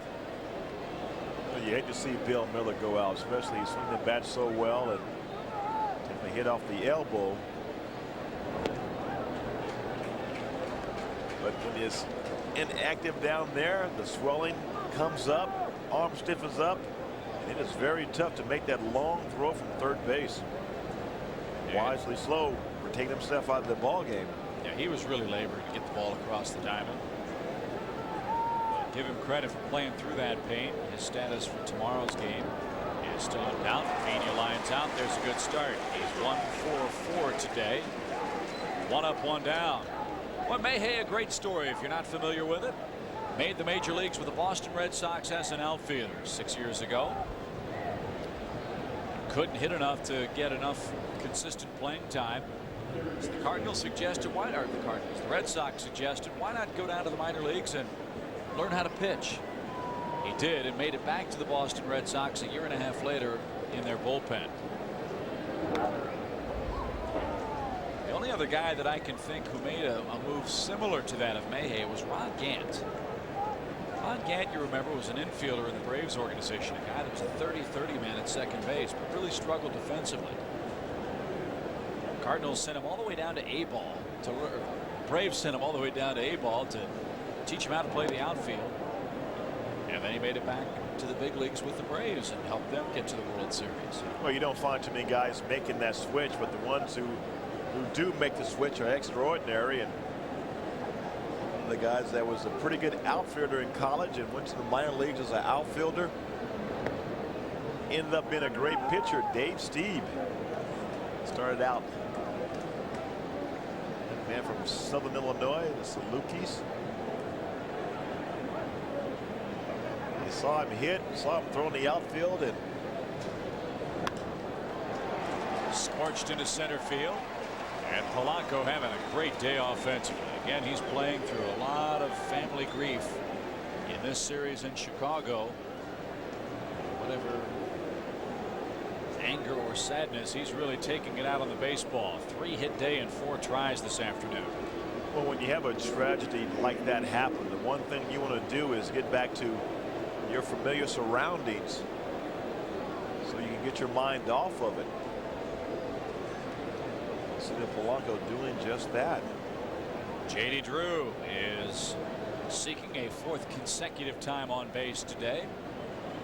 He's walked, he's punted for a single, he's sacrificed, reached on an error, he's stolen 2 bases and scored twice.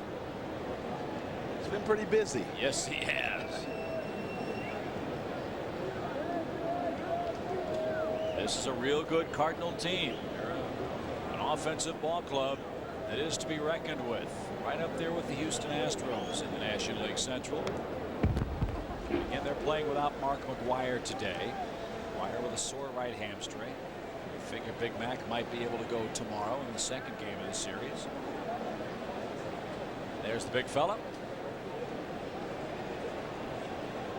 What was it, 22 straight hits for home runs?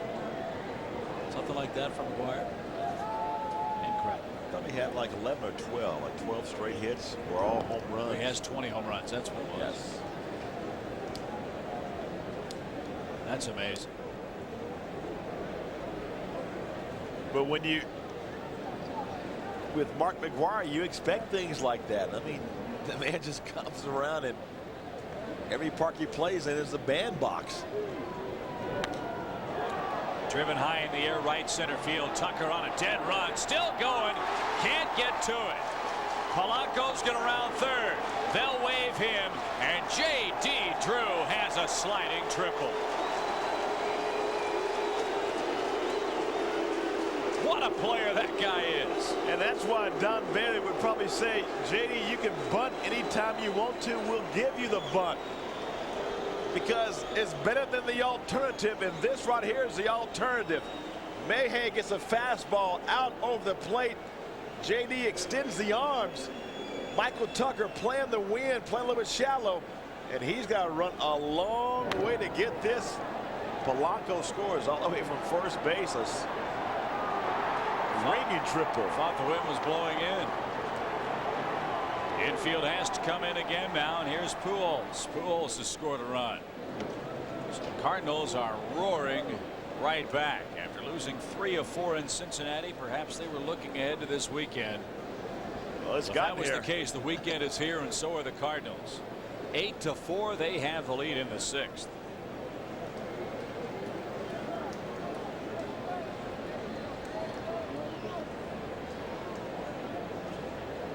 One ball, no strikes.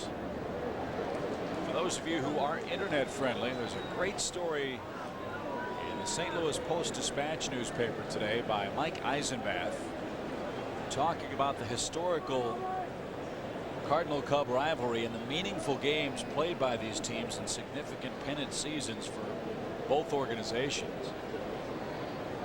Interesting compilation of statistics and facts as Griff and foul ground should retire his man and does. 2 outs. Last time the Cubs and Cardinals met in a meaningful late August early September series was 1989. Cubs were in first place and a game-and-a-half lead over the Cardinals.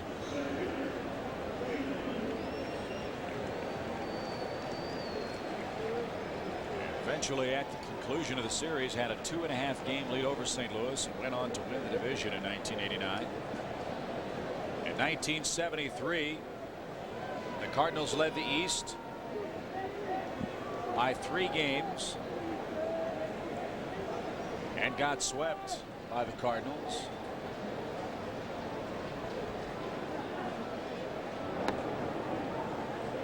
The Cardinals ended up in second place that year, a game and a half behind the Mets. 1945,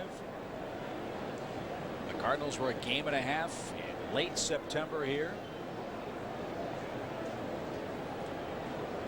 And the Cubs, of course, took the pennant by 3 games the last time the Cubs went to the World Series.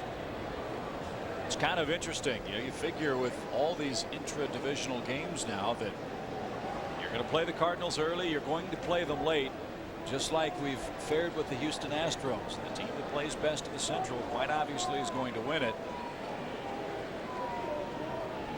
But it is rare indeed that you're seeing the Cubs and the Cardinals within a game of each other and both within 4 of first place with 7 weeks of baseball to play. Well, that's what the schedule makers were hoping for, and they've gotten exactly what they've looked for. The Cubs in the Central Division, 9 games over 500.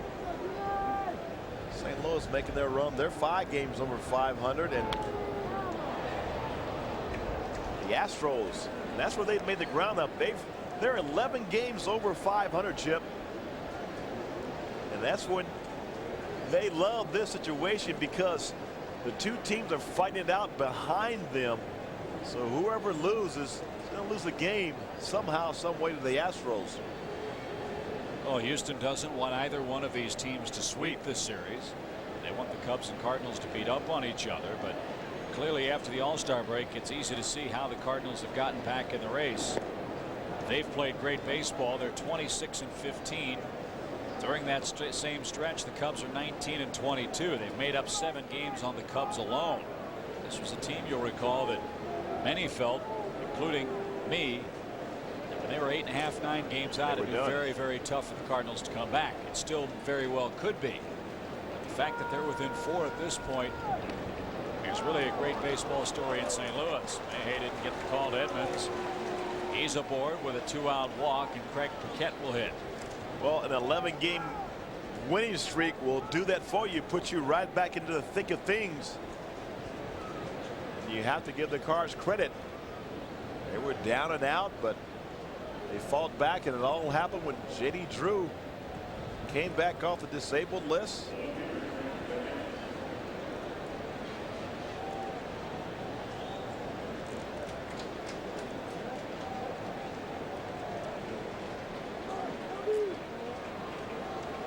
Some more trouble brewing in this Cardinals 6th. One more run is in.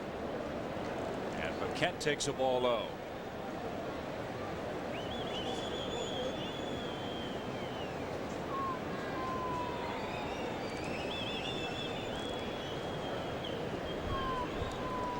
Men we talked about in our open, J.D. Drew, Albert Pujols, and Jim Edmonds, are 5 for 8 for the Cardinals. This game has almost come to a snail's pace. The pitchers not finding the strike zone, pitching from behind. Cardinals looking to break the game wide open here. Put up 6 in the last 2 innings. That caught the corner.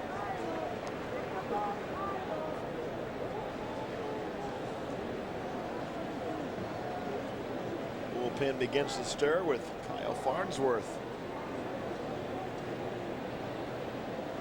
ready to toe the mound.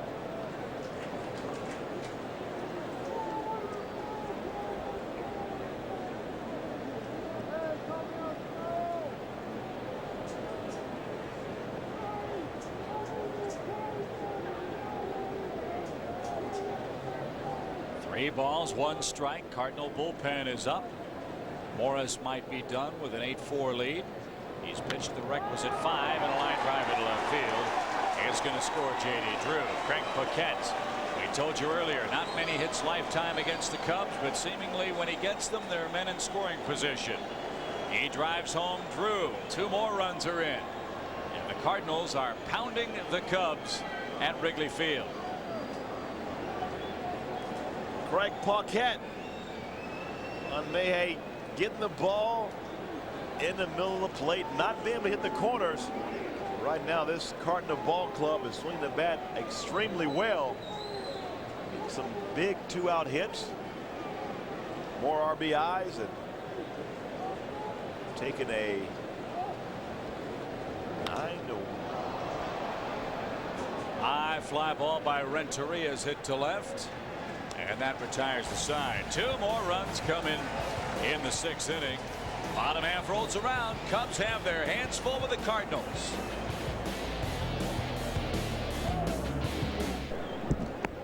Aerial coverage from high above is provided courtesy of the Budweiser.com airship, delivered fresh daily from a brewery near you. Budweiser, the official beer of Major League Baseball. 9-4 in favor of St. Louis. Beautiful view of historic Wrigley Field.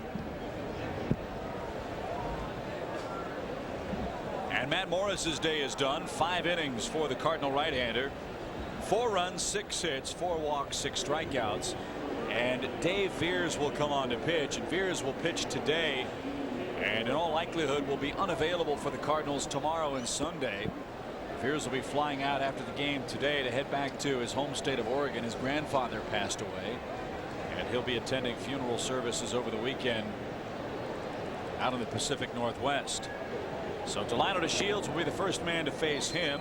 DeShields is in for Ron Mayhay,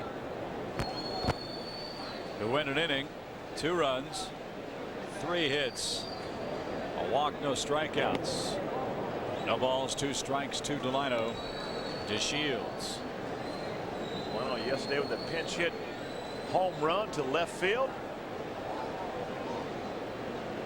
Get the ball rolling here in the bottom of the 6th. Reaches out, slaps it to short. Renteria, good play, good throw.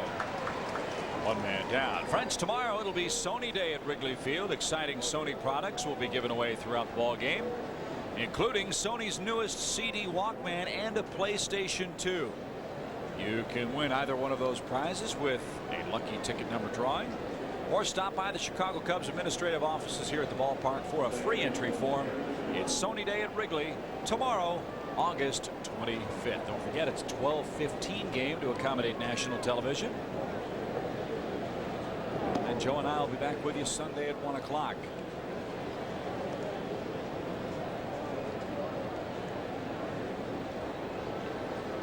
Cardinal fans will be chirping in town all night tonight if this score stays the same. You know they will. Come on, this ball game is back and forth. The game of momentum. The Cardinals jumped out with 2 in the first. The Cubs come back with tied up. They go ahead on the Sammy Sosa sacrifice fly, and things were looking pretty good. Sure. But then we got to the 5th. The way the Cubs were playing, it was typical Cub game. Peck and claw your way to 3-4 runs and hope your pitching holds up. In that 5th inning, Beret was the victim of a couple of bloopers, a couple of balls that fell in front of Cub defenders. Bad throw by Bill Miller, a play that Fred McGriff couldn't make at first, a drop tag on a steal. The Cardinals kept chipping away with 5 runs, 5 hits in that frame, and they haven't looked back since. And they followed the 5-run frame up with 2 in the 6th to add to the lead. It was looking pretty good for the Cubs, now looking very dismal. But to first, Young's retired by Pujols. That guy very well might be the MVP if the Cardinals win it. You think about what he had to do, very similar to the Sammy Sosa situation. When Edmonds missed time, when McGuire missed time, and J.D. Drew missed time, Albert Pujols was a very steady, very consistent force in the middle of the Cardinal lineup. In fact, there were times where he was the only threat and still came through. He was the one constant over there, whether he played first base, third base, or right field or left field. And it's very tough to find a young player that can play all the corners of the ballpark and then still produce with the bat. Albert Pujols, he's a special commodity.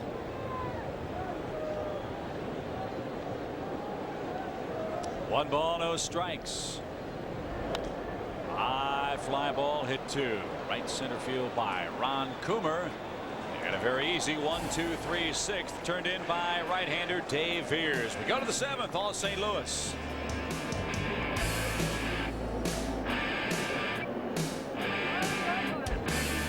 Nine to 4 as we head to the top of the 7th inning. Kyle Farnsworth will come on and pitch. And really, Joe, this is a point in time where the absence of Kerry Wood in this Cub rotation really is becoming now a glaring omission. If you look back at the last 15 games that the Cubs have played, the Cubs starting pitcher has gone 7 innings or more in 3 of those 15 ball games. So the bullpen is being used a lot. I think the fact that they are being used a lot is showing. Results have not been that good out of the pen right now.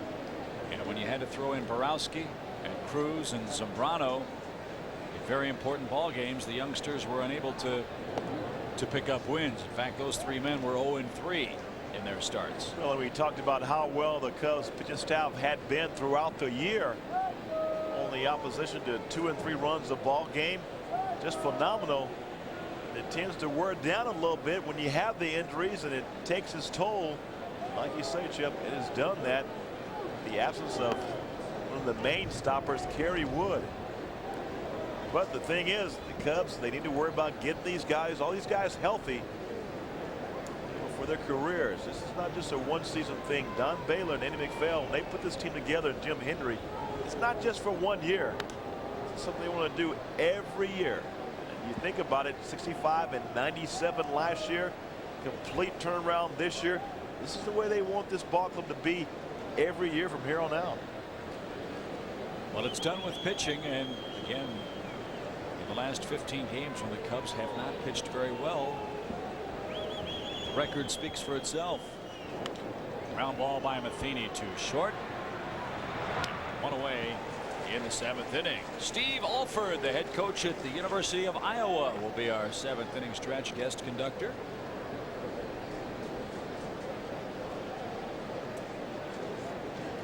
Took those guys to the Big Ten Tournament Championship, his 2nd season at Iowa.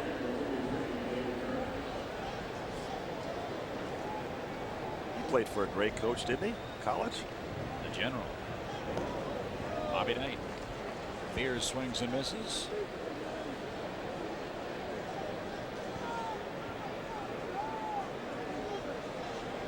Alford had a pretty decent NBA career too. Ground ball, weakly hit. Fears might have broken his bat. Low throw. McGriff has time to scoop it out. Come on, trying to get that ball up. 2 out. Well, Coomer had all day, and thankfully so, as Dave Veers breaks a bat. And you got to face a guy throwing about 98 miles an hour. And Coomer taking his time and kind of just short arms the ball in the dirt. And luckily, Big McGriff's over there, picks it up. Plenty of time.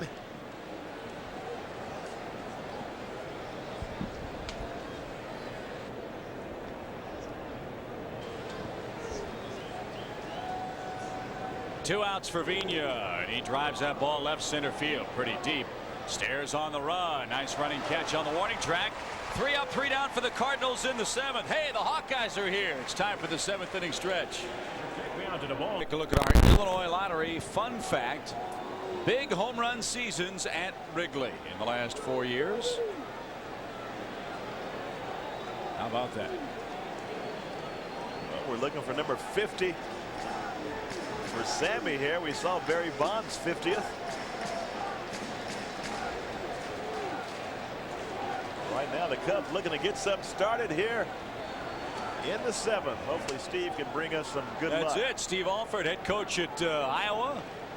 He knows a thing or two from scoring way downtown. Let's see if Sammy Sosa can unload. How you doing, Coach? Doing great, thanks, guys. Gotten used to being called Coach? I know you've been doing it for a while. Yeah, it's funny, but I've been in it 10 years now, so I never want to lose the player label because it keeps your youth, but it's getting harder. How about the year you all had last year? Big Ten championship in the tournament, your 2nd season at Iowa. Yeah, it was a lot of fun. We've got special kids. That's what makes it a lot of fun and makes my job a lot easier, and why it's a lot of fun to come to practice every day.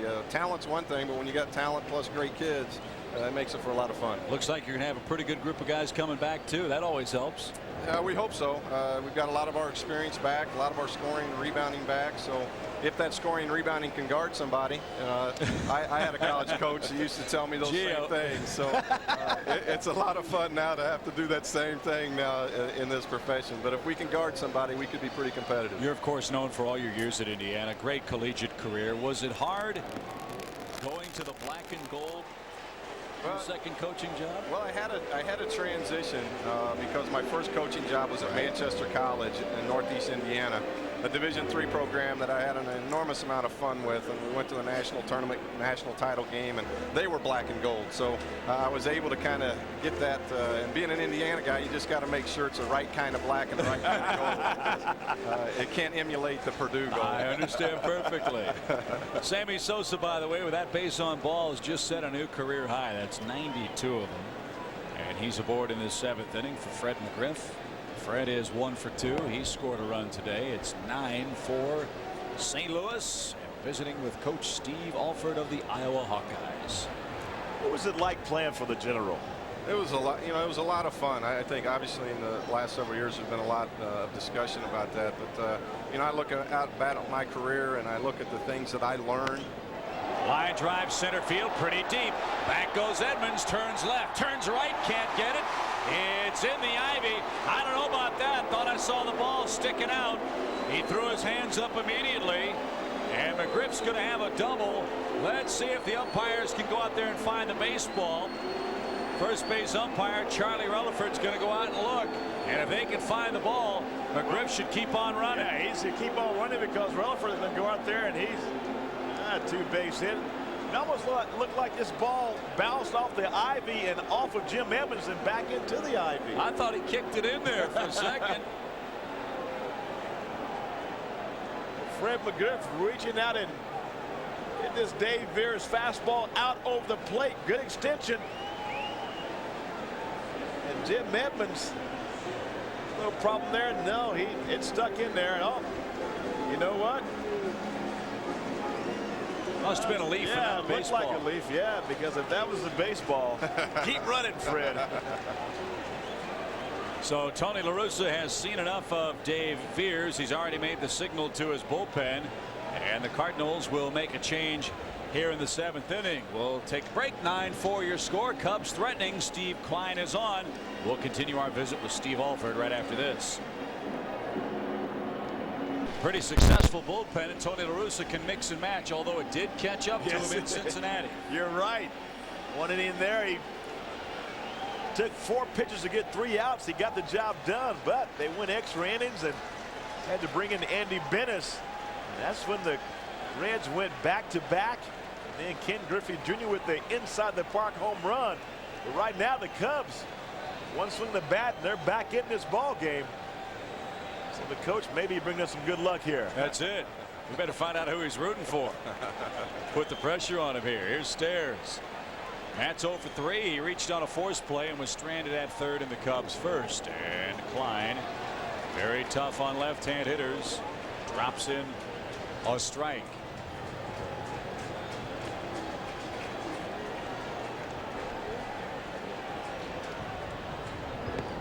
That one missed outside. 1 ball, 1 strike. Steve, what was it like playing on arguably the greatest dream team ever in 1984?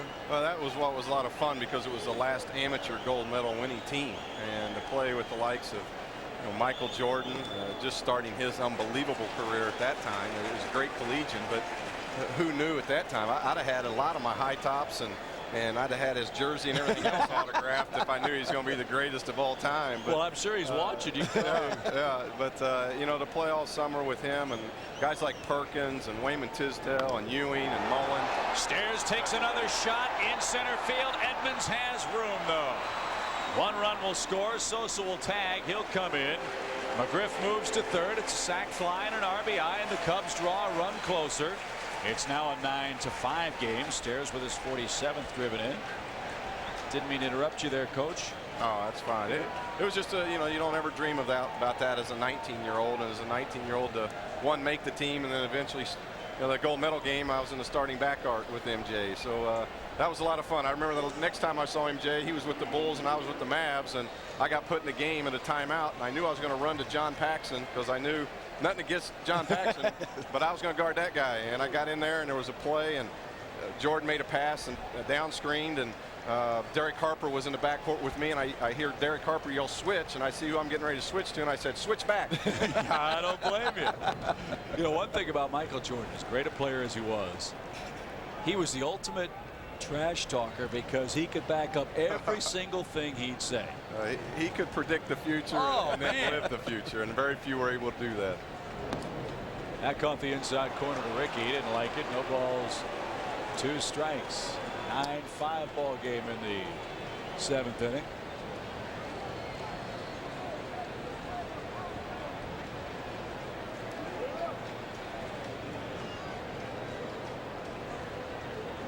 No balls, 2 strikes. Line drive caught at third.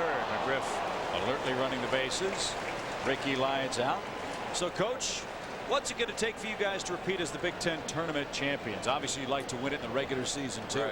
Right, and that's what's difficult when you're competing in the best league in the country. We've been #1 the last 3 years, and the SEC kind of overtook us right at tournament time. But the Big Ten historically has just been one of the top leagues in the country. So you got to get lucky for one, and part of luck is staying healthy, and we weren't able to stay healthy last year. So we've got to stay healthy and hope that we can just continue to improve on what we've built here the first 2 years. Which is one heck of a basketball program up at Iowa with the Hawkeyes. Here's Tucker, man at third, 2 outs. Cubs sure would like to score another run here. You're 3 down with 2 innings to play. You still have a shot at these Cardinals with another chance for the middle of your order.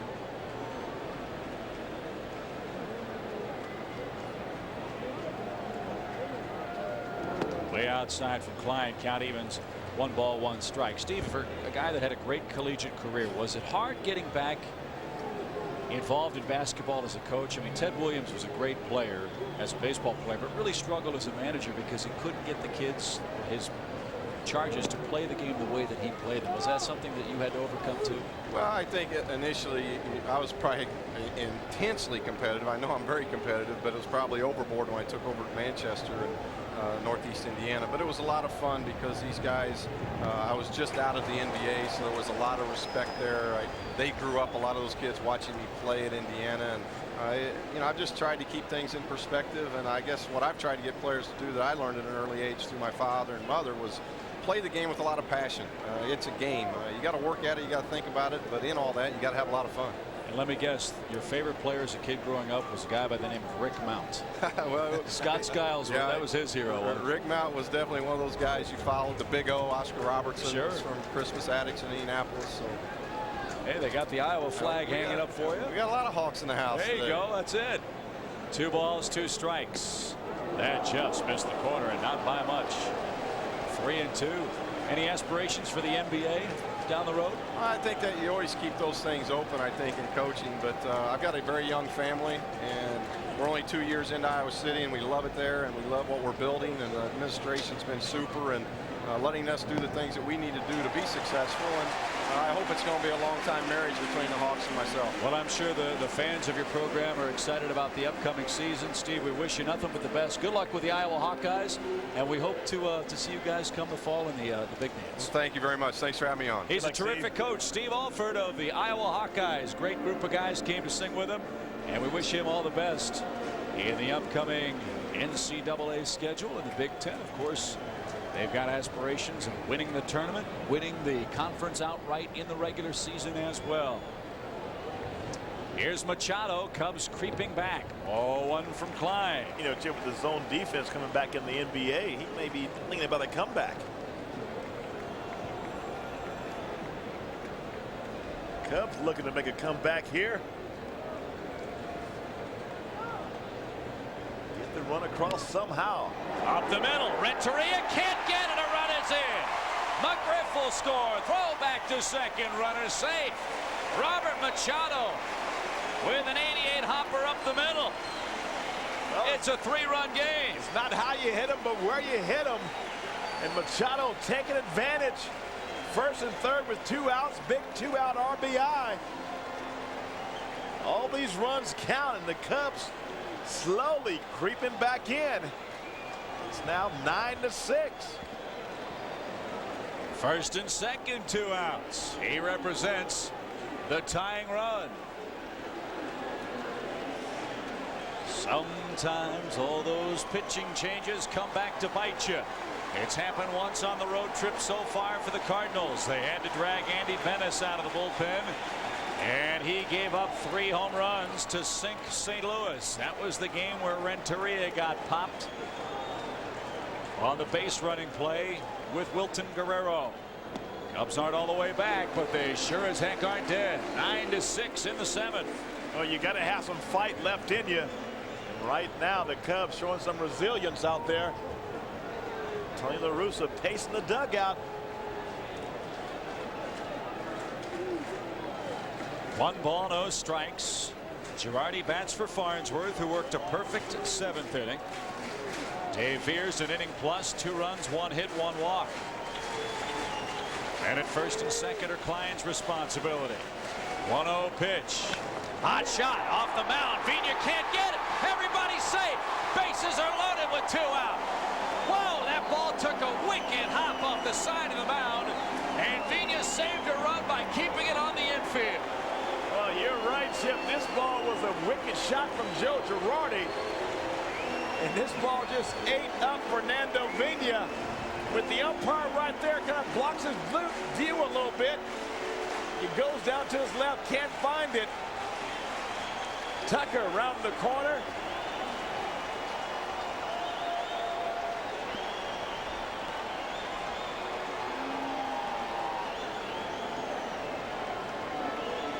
So the Cubs have loaded the bases.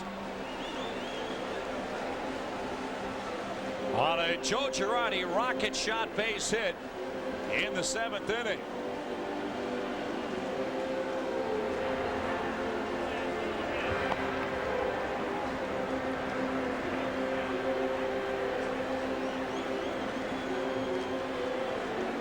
So the bases are loaded. Cardinal bullpen has to get busy again.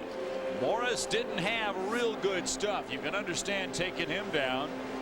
Tony La Russa wanting to use Veers because apparently he will miss the next 2 games of the series to attend to family business. Now Klein comes in the 7th with Stairs and Tucker the key men to get. Stairs delivers a sac fly. Tucker walked. Now Machado and Girardi single back to back. And now Klein has to face the right hand hitting Eric Young, who's 2 for 3 today and 6 for his last 12.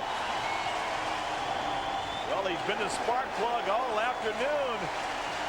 And right now the Cub faithful getting into the game. And there's a special spectator. Bouncing ball toward first. And Pujols will win the race to the bag. Cubs get 2 in the 7th. Eric Young upset with that at bat. But the Cubs have gotten themselves back in the game. It's 9-6 heading to the 8th. Coverage is being provided by Budweiser and the Budweiser.com airship. Budweiser with the crisp, clean, refreshing taste you'll find in no other beer. This Bud's for you. 2 runs in the 7th brings the Cubs back to within 3, and the 17th annual Cubs convention will again take place at the Chicago Hilton and Towers during the weekend of January 18th, 19th, and 20th of the year 2002. To reserve a room now for the Cubs convention weekend, call the Hilton at 312-922-4400, or for more information call the convention hotline at 773-404-CUBS, or visit the Cubs internet site at www.cubs.com. Jeff Fassero is in to pitch the 8th inning. Middle of the order due for the Cubs in the bottom of the 8th inning. Just a 3-run affair now. Well, the key here is hold the Cardinals to no runs, get the guys back in the offense, swinging the bat. Cubs got themselves back in the ball game. Some good 2-out hitting. Good pitch.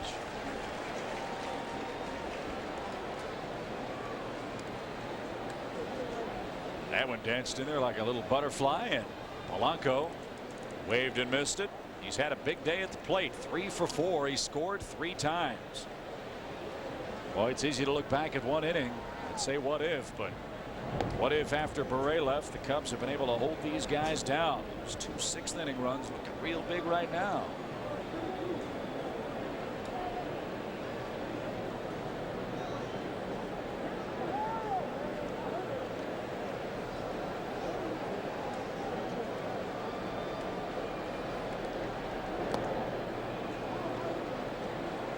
Count evens 2-2. Polanco, Drew, and Pujols. Cardinals got 5 runs in the 5th inning. That was the back-breaking frame to this point.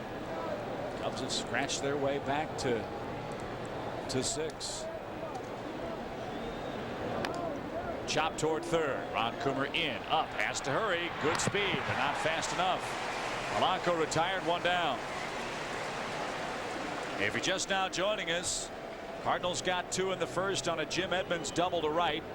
Cubs got 2 in the 1st, but Bill Miller took a wicked fastball off the right elbow. He has since had to leave the game, and that could be a big blow for the Cubs in this series. We hope that it's just some stiffness, a little soreness from Bill Miller. Hopefully he won't be out any length of time. Hopefully it's just day to day, but knowing Billy, he wants to jump right back in there, especially against these Cardinals.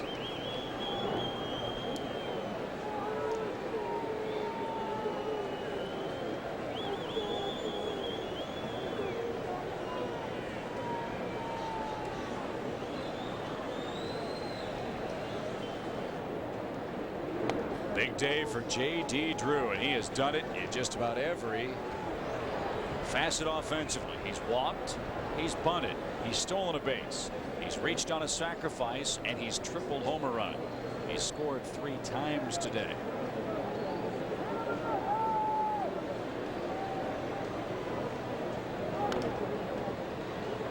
Pulled toward the Cardinal dugout and into the seats. 2 balls and a strike.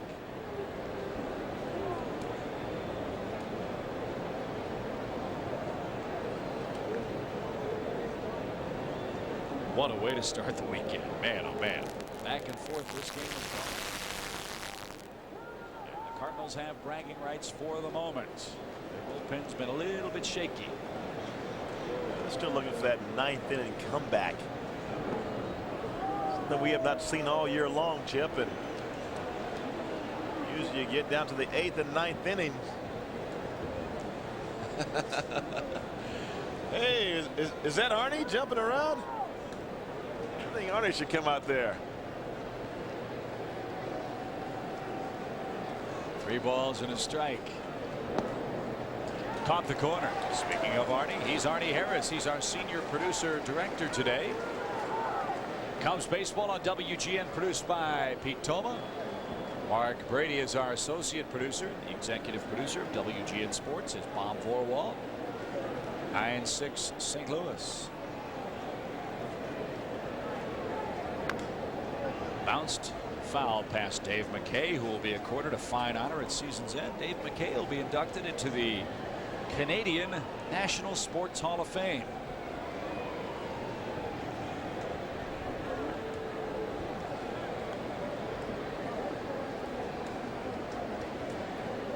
We sit high above Wrigley.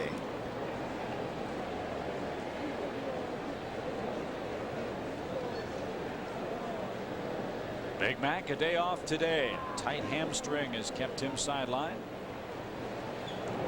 And Drew couldn't check his swing. Great pitch by Facero. Wow. 2 out.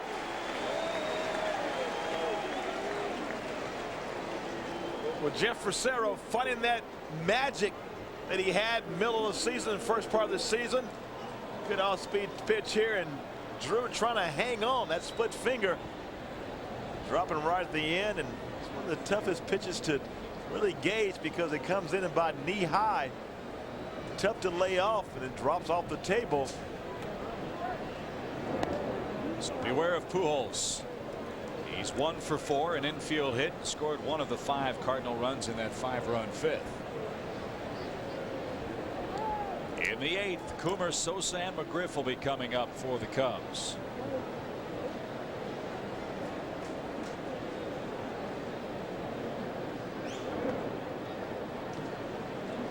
Two and 0 your count. John Lieber and Woody Williams will go tomorrow. John will seek his 17th win. Williams a perfect 2-0 since coming over from the Padres in exchange for Ray Lankford. Woody has given them some valuable innings. Coming over past the deadline, and Ray Lankford going to San Diego. Squibber hit towards short. Ricky, good play. Throw to first. McGriff can't hang on again.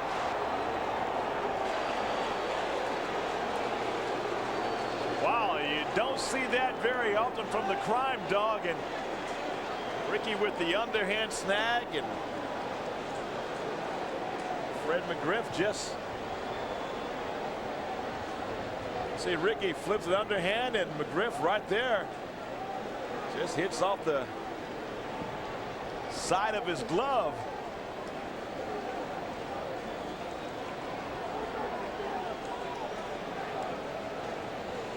It's a real bad play on McGriff's part. You don't ever want to give Jim Edmonds a second chance. Edmonds today 2 for 3 with 3 RBIs and a pair of doubles. It might not be a bad thing to get him out of the way right now.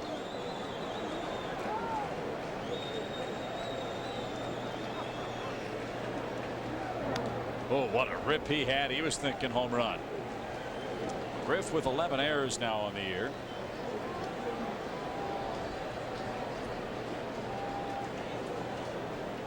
And his second with the Cubs.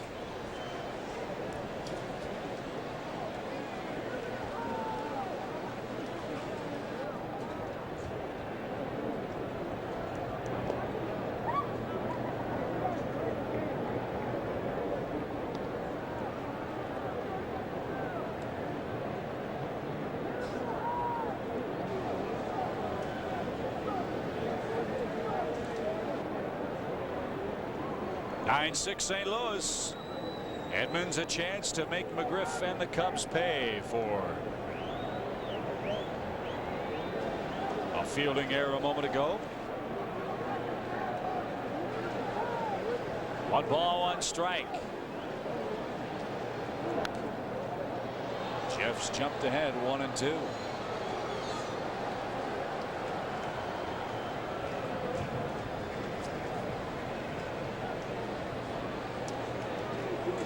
Years ago today, a historic day in baseball history, and a date that has fueled a decade plus worth of debate as to its propriety. It's got to be 89. Yep. 1-2 pitch, swing and a high fly ball. Let's see if I can come up with what happened back there. Mark Giamatti bans Pete Rose. Official report was signed. And Bartlett Giamatti believed that Pete Rose's acceptance of his lifetime ban from baseball was a no contest plea that he bet on baseball. And Tommy Helms became the new manager of the Reds. 1-2. Missed the corner. 2 balls, 2 strikes. And it is a source of endless debate in baseball. It is. Just how can you have a Hall of Fame where the man that has more hits than anyone else ever to have played it is not enshrined? But by the same token, how can you have a man enshrined in the Hall of Fame for breaking or allegedly breaking the one sacrosanct rule that's posted in every clubhouse, and that is thou shalt not bet on a game of baseball? And it really is an interesting thing. People will say, well, there are all kinds of people who have committed all kinds of foul deeds that are in the Hall of Fame. And that's what Pete says. The Rule 21 doesn't say you can't do all those things. It says you can only not do one of them. And that's bet on the game of baseball. And when he agreed to the lifetime ban, at the time he said it was the only way that he could petition to get back in. Check swing roller might be a tough play. Coomer bare hand stab. Not in time. Edmonds legs out an infield hit. He's 3 for 4. 13 Cardinal hits. Well, Jim Edmonds showing some speed. Ron Coomer, the only chance he had was to barehand it. Makes a real good play. But the speed of Jim Edmonds is too much, and now the Cardinals breathing second life with that error by Fred McGriff.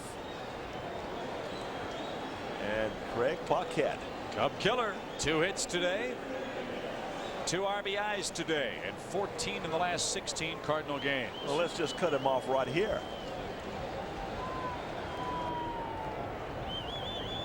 The Cubs have just not played very crisp baseball this homestand, and it is, to this point, the most important homestand of the year. That's right. You're not going to find too many 11-game homestands late in the year. August and September. And a stretch of 21 of 27 at home until the middle of next month. That is a golden opportunity to make up ground very quickly. You can't afford just to play 500 baseball.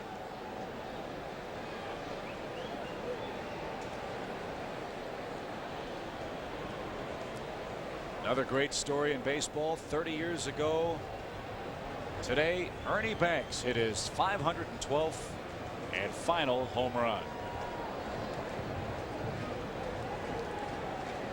No balls and a strike to Craig Paquette. Hot shot, base hit left field. Pujols around third, stares up. His throw to the plate not in time. You can't give good teams extra outs, and the Cubs have done that. 10-6 your score. This inning should be over, and it's not. And it's going to continue with Edgar Renteria. Well, the Cubs should be hitting, but Cub killer Craig Paquette comes in and makes the Cubs pay for the Fred McGriff error. That Stairs pretty strong throw, but off the line a little bit.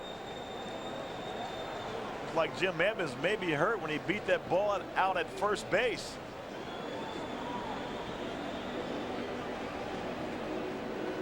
Edmonds has battled injury all year long. Remember, it's that front shoulder that's been giving him so much difficulty.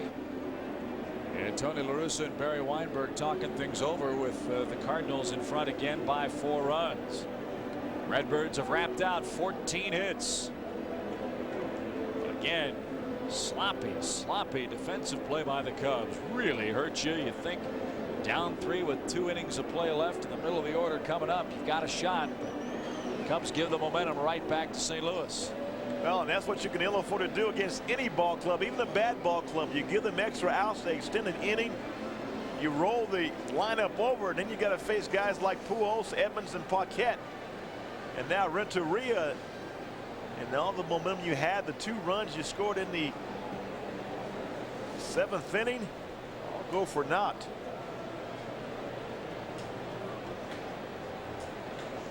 Cubs have left 10 men on base. Cardinals have left 7. They've got 2 more on here in the 8th. And Edgar Renteria, the batter. He's doubled. He's driven in a run.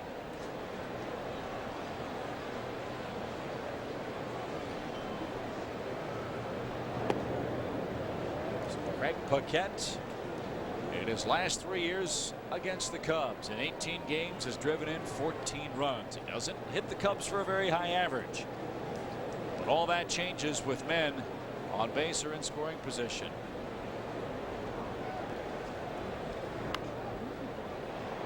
One ball, 1 strike.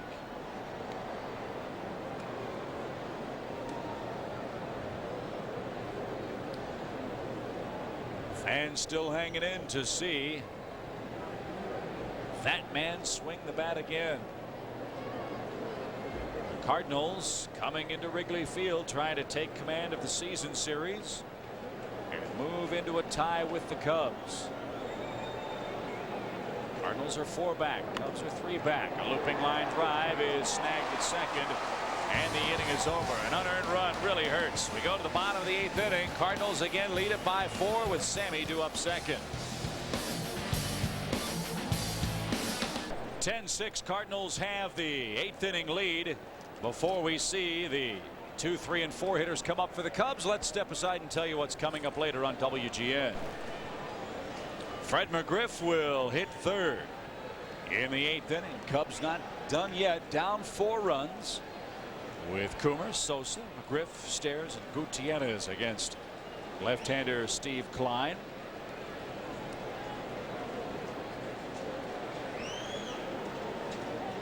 And Klein will go as long as he possibly can with all the left-handed bats in the lineup, and Hundley and Patterson, big left-handed bats, available on the bench. And a quick strike to Ron Coomer. Ron came on in the 6th inning when Bill Miller was taken down. Miller went 0 for 1 with a walk, a hit by pitch, and a run scored. The hit by pitch caught him on the right elbow, and from our vantage point, it sure looked like it affected the way he was able to throw the baseball. We're not sure if he'll be available tomorrow. Driven out of play for a strike.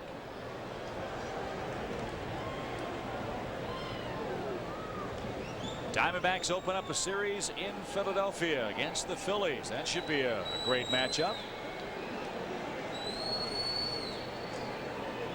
Flash Gordon getting ready perhaps for a 9th inning tune-up. Hasn't had many save chances this month. Cubs are 8-14 in August. Driven into left field, but it's playable. Paquette puts it away. 1 up and 1 man down. Starting to get a little dark here at the ballpark. Lights are on and taking full effect. Rain is in the forecast later today and tomorrow.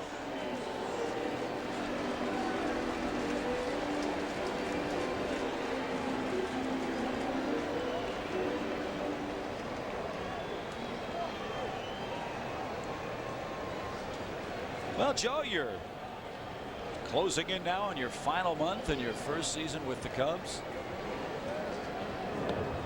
And so far, you have not done something that seems to happen an awful lot to veteran broadcasters. Oh, wait a minute. What is that? Fill me in.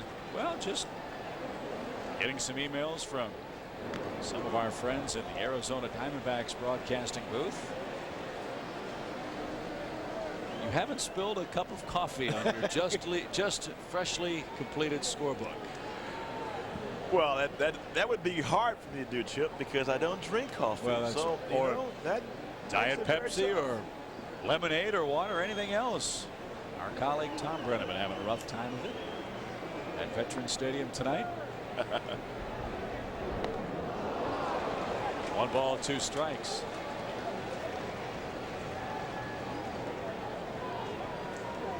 It happens to the play-by-play guys. Heather Reeder of our fine media relations staff was in the lunchroom, and I was going to put the remains of my soup into the trash can and happened to dump it all over her. That was a real good move.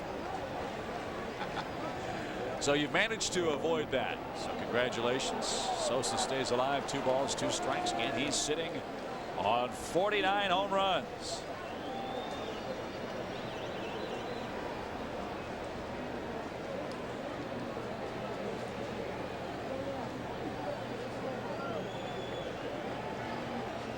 Every time Sosa, McGuire, Bonds, Gonzalez gets up, flash balls. That's it. For folks who live in the Midwest, you see the Fireflies all the time, just not at the ballpark. Watch the 2-2.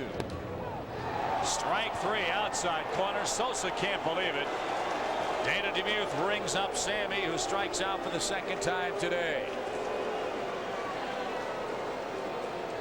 Well, a few calls been borderline the whole afternoon. Sammy can't believe that this pitch right here. Fastball out over the plate. Looks outside, but one guy who matters the most.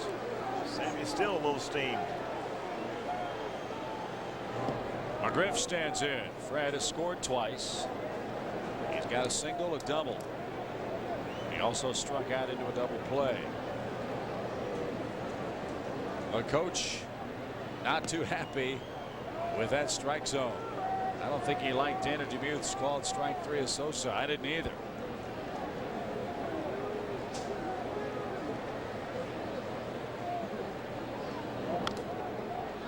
One ball, 2 strikes. But the one thing you do like, Sammy able to control his emotions, and although upset about the situation, he knows how important he is to this ball team and doesn't get thrown out. Walks away quietly, shows a lot of character. You just don't know. Maybe in the 9th inning you could send 6 or 7 guys up there. That might be whistling in the wind, but if he's tossed out, you know you won't get a chance to exactly. So you got to be careful. Klein continues his good work. McGriff's struggles continue. Cubs are out in order in the 8th. To the 9th we go. St. Louis 10, Cubs 6.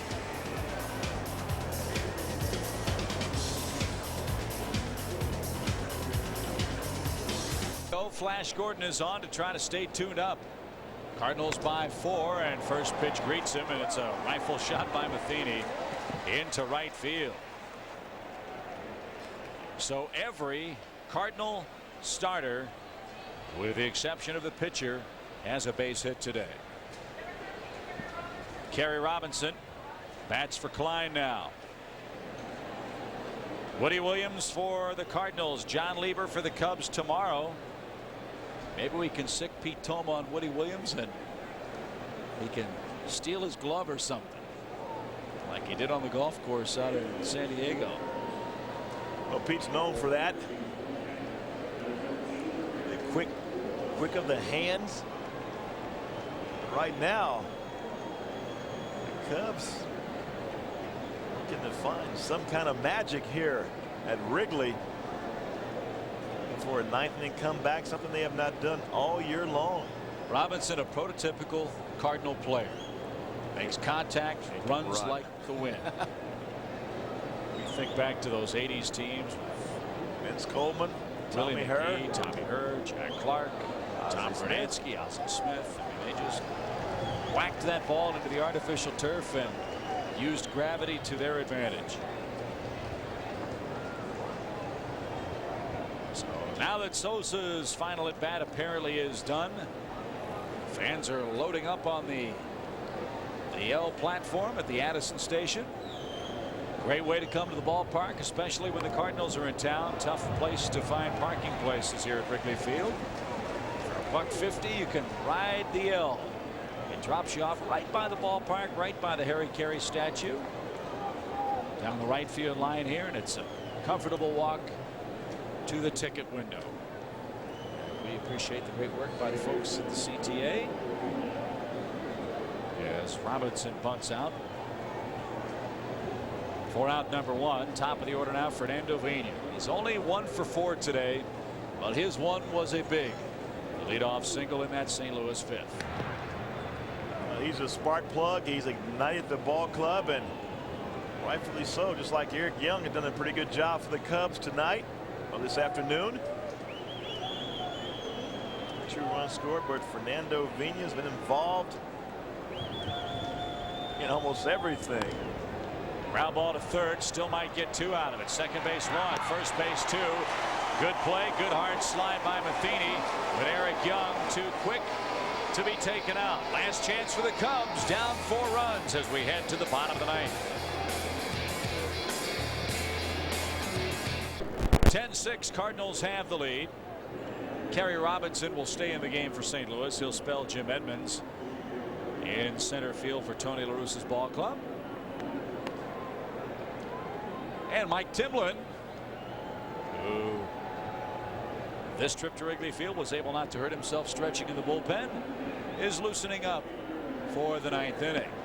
That's right. If you missed it the last time the Cardinals were here, Timlin was doing some leg stretching exercises and felt something pop in his knee and had to be carried into the Cardinal clubhouse where he tore some cartilage in the knee.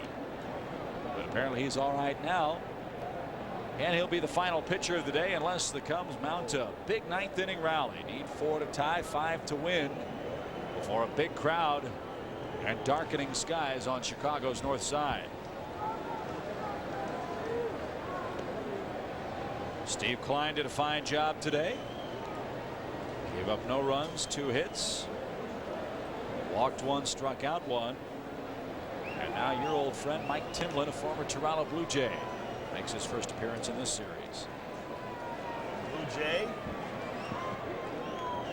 Baltimore Oriole for last year, and I think Timlin took his time about getting loose down there in the bullpen this time. That's what I said, yeah.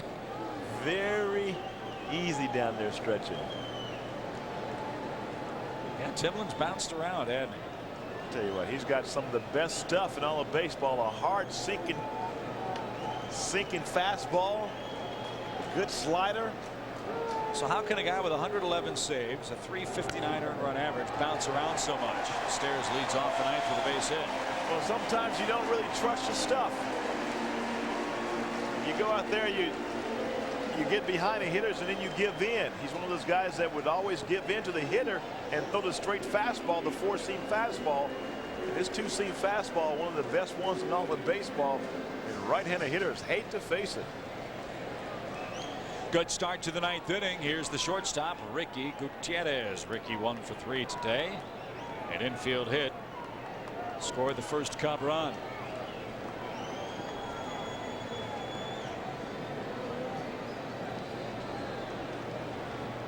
(10-6) Cardinals. Right through there, strike 1. Timlin has pitched, as Joe mentioned, with Toronto, with Baltimore, with Seattle, and now with St. Louis.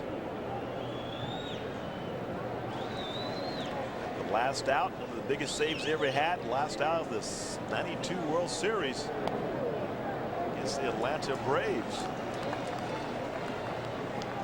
They started a celebration north of the border. Did they have the flag right side up that year? Was that the year the flag was upside down? That was the year. They finally got it right after 6 games. Hey, practice makes perfect. Flag bearer, I think he was from the University of Georgia. There's no doubt. 1 ball, 1 strike. Swing and a miss. No offense intended, but a lot of my guys probably think that Canada's just another state. See the 51st state now. Hard to believe it. College football starts tomorrow. That's right. Boomer Sooners. Go Sooners. You don't have one of those schooners in your house, do you? Nah, I don't have one of those, but die-hard Sooner fan. It's great to see that program rebound last year. Bob Stoops, the job he has done. Perfect 13-0. 1 ball, 2 strikes. We're in the ninth. Cardinals 10, Cubs 6. Game 1 of this critical 3-game series. Astros will be in Philly a bit later. Protecting and staying alive as the Cubs shortstop, and scatters a couple of birds who are roosting in front of the Cardinal dugout.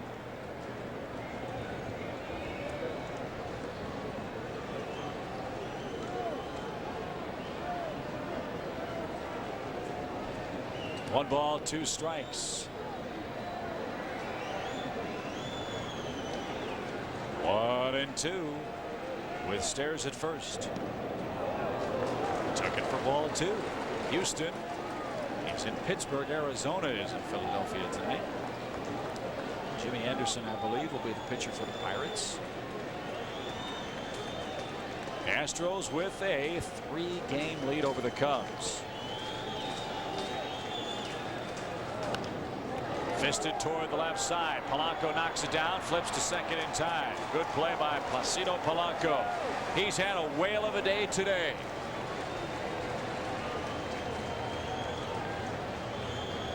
Well, he's had 3 hits on the afternoon. The great dive and play. Let's go about 4,000 feet above the ground here and see how this play looks. Like Chippy down there.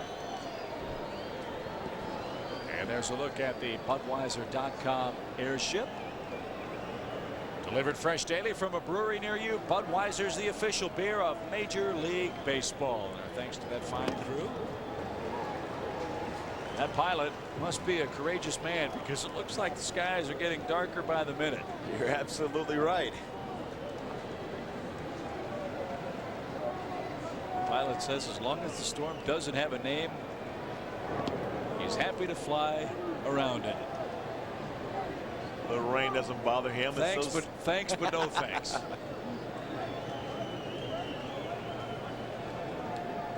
What a view. Get a lot of email. What are those 2 circles on either side of the batting area at home plate? For novice baseball fans, that's where team's coaches during batting practice will stand and hit infield ground balls to the shortstop and third baseman, or the second baseman and first baseman, so the grass doesn't get all torn up. Could be a couple of years, though. That's true. 2-1. Line drive. Base hit left field.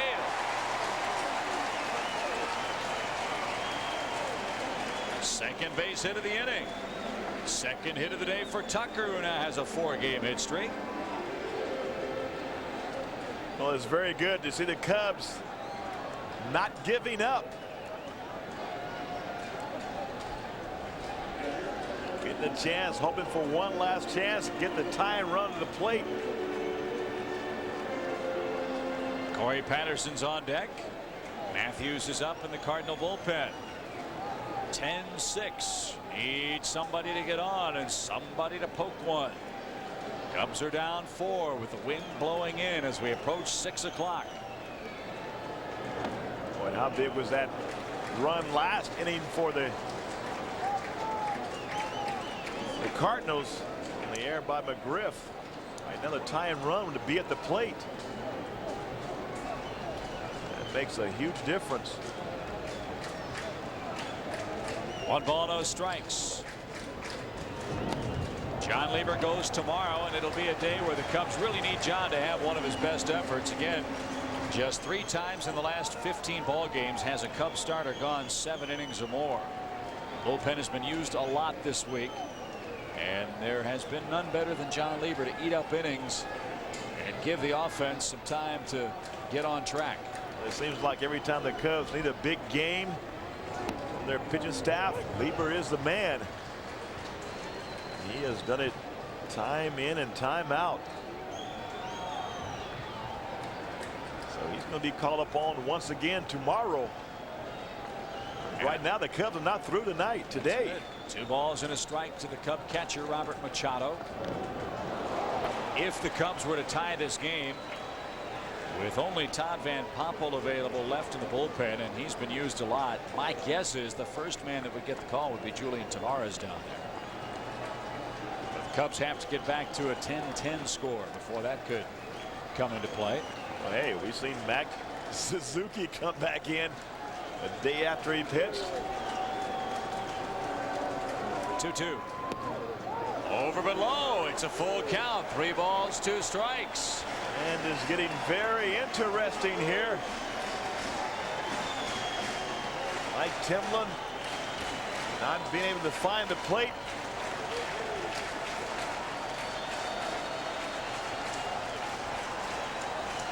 3-2. Ripped. That's off the bag and down the left field line. Fair. Ricky around third. He'll score. Tucker at third. He'll stop there. It's a double for Machado. It hit the third base bag, and finally fortune smiles on the Cubs. Well, a high fastball inside to Robert Machado. And this is where Timlin has the problem. The ball hits the bag. Caroms down by the Cub bullpen. 1 run's in, 2nd and 3rd. Now the tying run is at the plate. And Corey Patterson.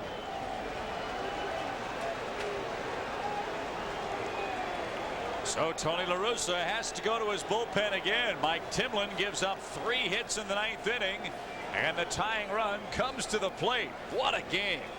It's a 10-7 Cardinal lead. Lefty versus lefty coming up next.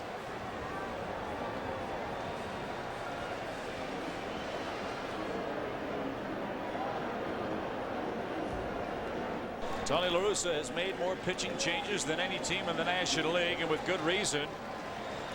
At times that bullpen by committee has not been a very good committee. They've had some problems today. Timlin's given up 1 run. Men are at 2nd and 3rd, 1 out. Cubs down 10-7. And Mike Matthews will face Corey Patterson. Key here for Corey as a hitter. Well, one thing about Corey, he has the power, but he wanted to try to focus on those gaps, left center field. Drive the ball. He's got to get on base, but time run is at the plate. First pitch swinging, popped up toward the Cub dugout. Wind will push it out of play, and there's a break. Real weak swing, strike 1 to Patterson. Corey just pulled off that ball a little bit right there, and the left-hander, you got to be able to keep that front shoulder in, and a lot of times it starts out the breaking ball something away. They want to get you to roll over. Ground ball, so take what they give you. It's money down that left field line. Cardinal outfield playing very deep to cut off the extra base hit. With a 3-run lead, they'll give up 2 runs if Patterson hits it safely in the outfield. They don't want an extra base hit, not with his speed. Chip Julian Tavares begins to warm up. You figured that would be the guy with Van Poppel getting so much work. Cubs need 3 to tie here in the 9th. 1 ball, 1 strike. Hanger hit to center field pretty deep. Robinson, though, will make the play. Tagging from 3rd is Tucker. He'll come home to make it a 10-8 game. It's sac fly and an RBI. Charge that run to Timlin. Machado's at 3rd base. Eric Young to hit. And let's see if La Russa goes to his bullpen here with another right-hander up. I believe it's Luther Hackman down there. And let's see if he's ready. He's going to send Matheny out for a chat. Indeed, he's going to play the percentage. There will be a double switch as well for the Cardinals.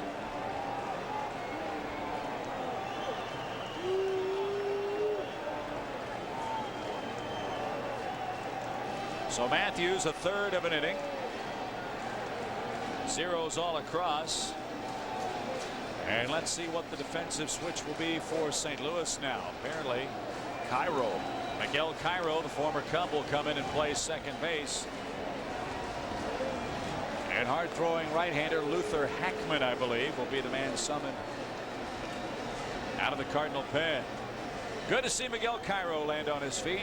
Bad news for Cubs fans is he's wearing a Cardinal uniform. Oh, you're absolutely right, and you knew he was going to land somewhere. Cubs put Miguel Cairo on waivers, and the Cardinals snatched him up very quickly. And it's already paid dividends. A big 3-run pinch hit homer 2 games ago helped the Cards win a 6-3 ball game. And right now, Chip, you go back to that 8th inning. You hate to dwell on it, but the error by Fred McGriff. A 1-run game. A 1-run game, and the tying run would be 90 feet from first from home. The tying run would be there. But Eric Young, who's had a pretty productive afternoon. Luther Hackman, pitching for the 21st time this season, is winless with 2 losses. He's looking for his first save of the season. Joe and I will have an off day tomorrow. Joe Buck and Tim McCarver will have game 2 of the series on Fox. Then we're back at it Sunday afternoon at 1 o'clock. Dustin Hermanson will face rookie right-hander Juan Cruz, who will face the Cardinals in his second major league game. Join us at 1 o'clock for the leadoff man program here from Wrigley Field. Hackman's blown a couple of saves. The last time that happened was last Friday against the Phillies. 16 relief appearances at AAA Memphis. Was winless with a 2.78 earned run average, and if memory serves, this guy can light up the radar gun pretty quickly. Well, he's not shy about his fastball. You can bet that Eric Young will see a few of them. Good split finger, and the thing about Luther, he throws straight over the top. And hitters like to see guys thrown over the top. Hackman came from the Rockies with Darryl Kyle and Dave Veers, for Manny Ibar, Rick Croushore, Jose Jimenez, and Brett Butler, November of 1999. So big crowd roaring for Eric Young. He's the last Cub hope. Runner at third with 2 outs. Young's been on base 3 times today. Ball 1 outside. Chip, it may come up. Sammy may get another chance to hit. And the ability to keep his cool kept him in the game. Skips up there, ball 2. And it's getting very interesting. 2 men left in the Cardinal bullpen, Gene Stick Schulte and Andy Bennis. But the Cubs again down 2 runs, 10-8 your score. A marathon ball game approaching 4 hours long. Well, for a win, you go out there and play for 7 hours if you have to. Anthony's 2 balls and a strike.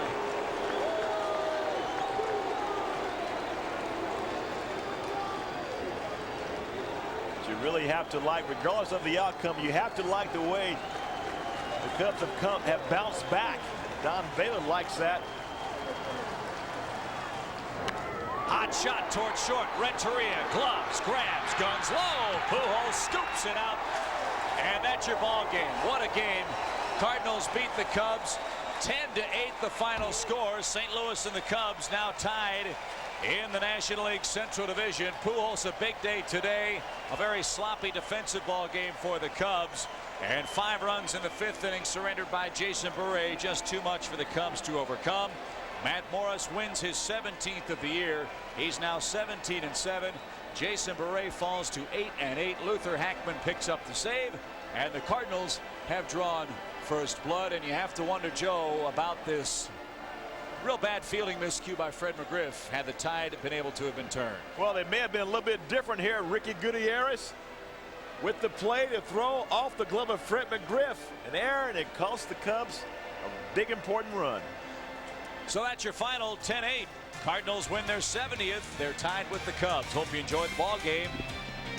Should be a fun weekend. Joe and I will see you Sunday. So long, everybody.